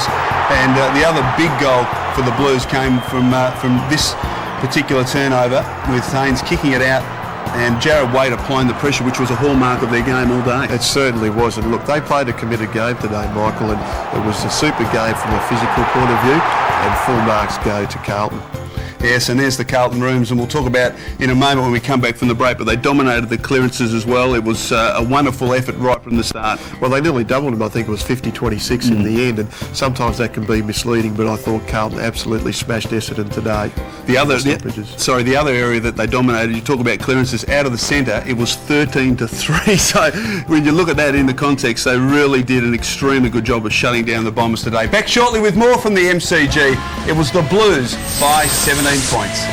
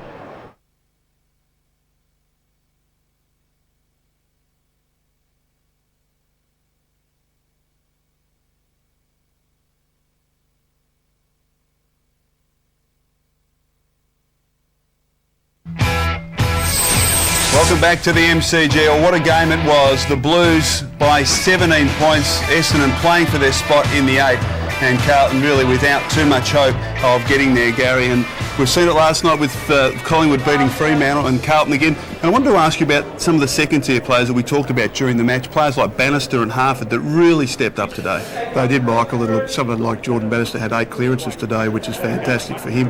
You throw in Koutafidis, as you've mentioned. Bentnick you mentioned as well before, and even someone like Barnaby French hasn't exactly taken the ruck mantle by the scruff of the neck, but I thought he was terrific today in the ruck. And one of the only good signs coming out for the Bombers was probably Jason Laycock, who took 3 contested marks. The Bombers only took 11 for the game, so as a young player coming through, that's certainly a positive for the Bombers. And there's something to work with too, obviously, like he didn't spend all time on the ground, so for him to take 3 contested marks, it'll be good for Kevin Sheedy to work with in the future. Well, Gary, thanks very much for joining us this afternoon. It's been great to have you on board. Good luck with all your coaching aspirations in the future. Thanks for joining us. Thanks. The Blues by 17 points. Good night. 'Cause life is short but sweet for certain. Hey, we climb on 2 by 2 to the shore. These days continue. Things we can find this celebrate. Oh, you and me climb on 2 by 2 to be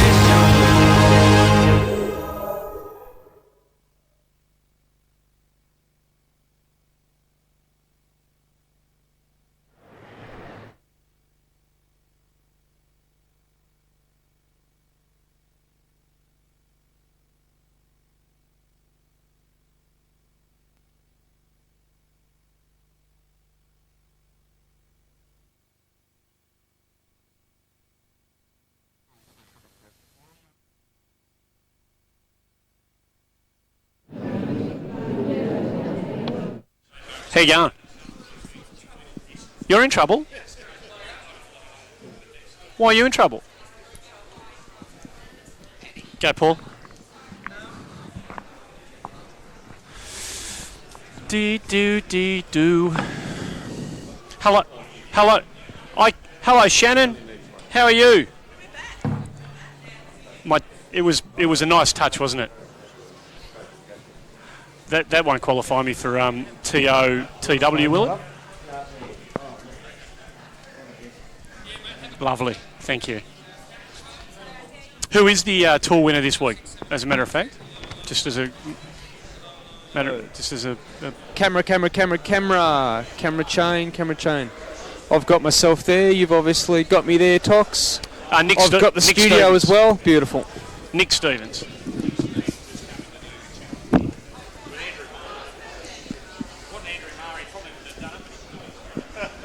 What's that? I'm happy to talk as a happy Carlton supporter. I'm happy to do that.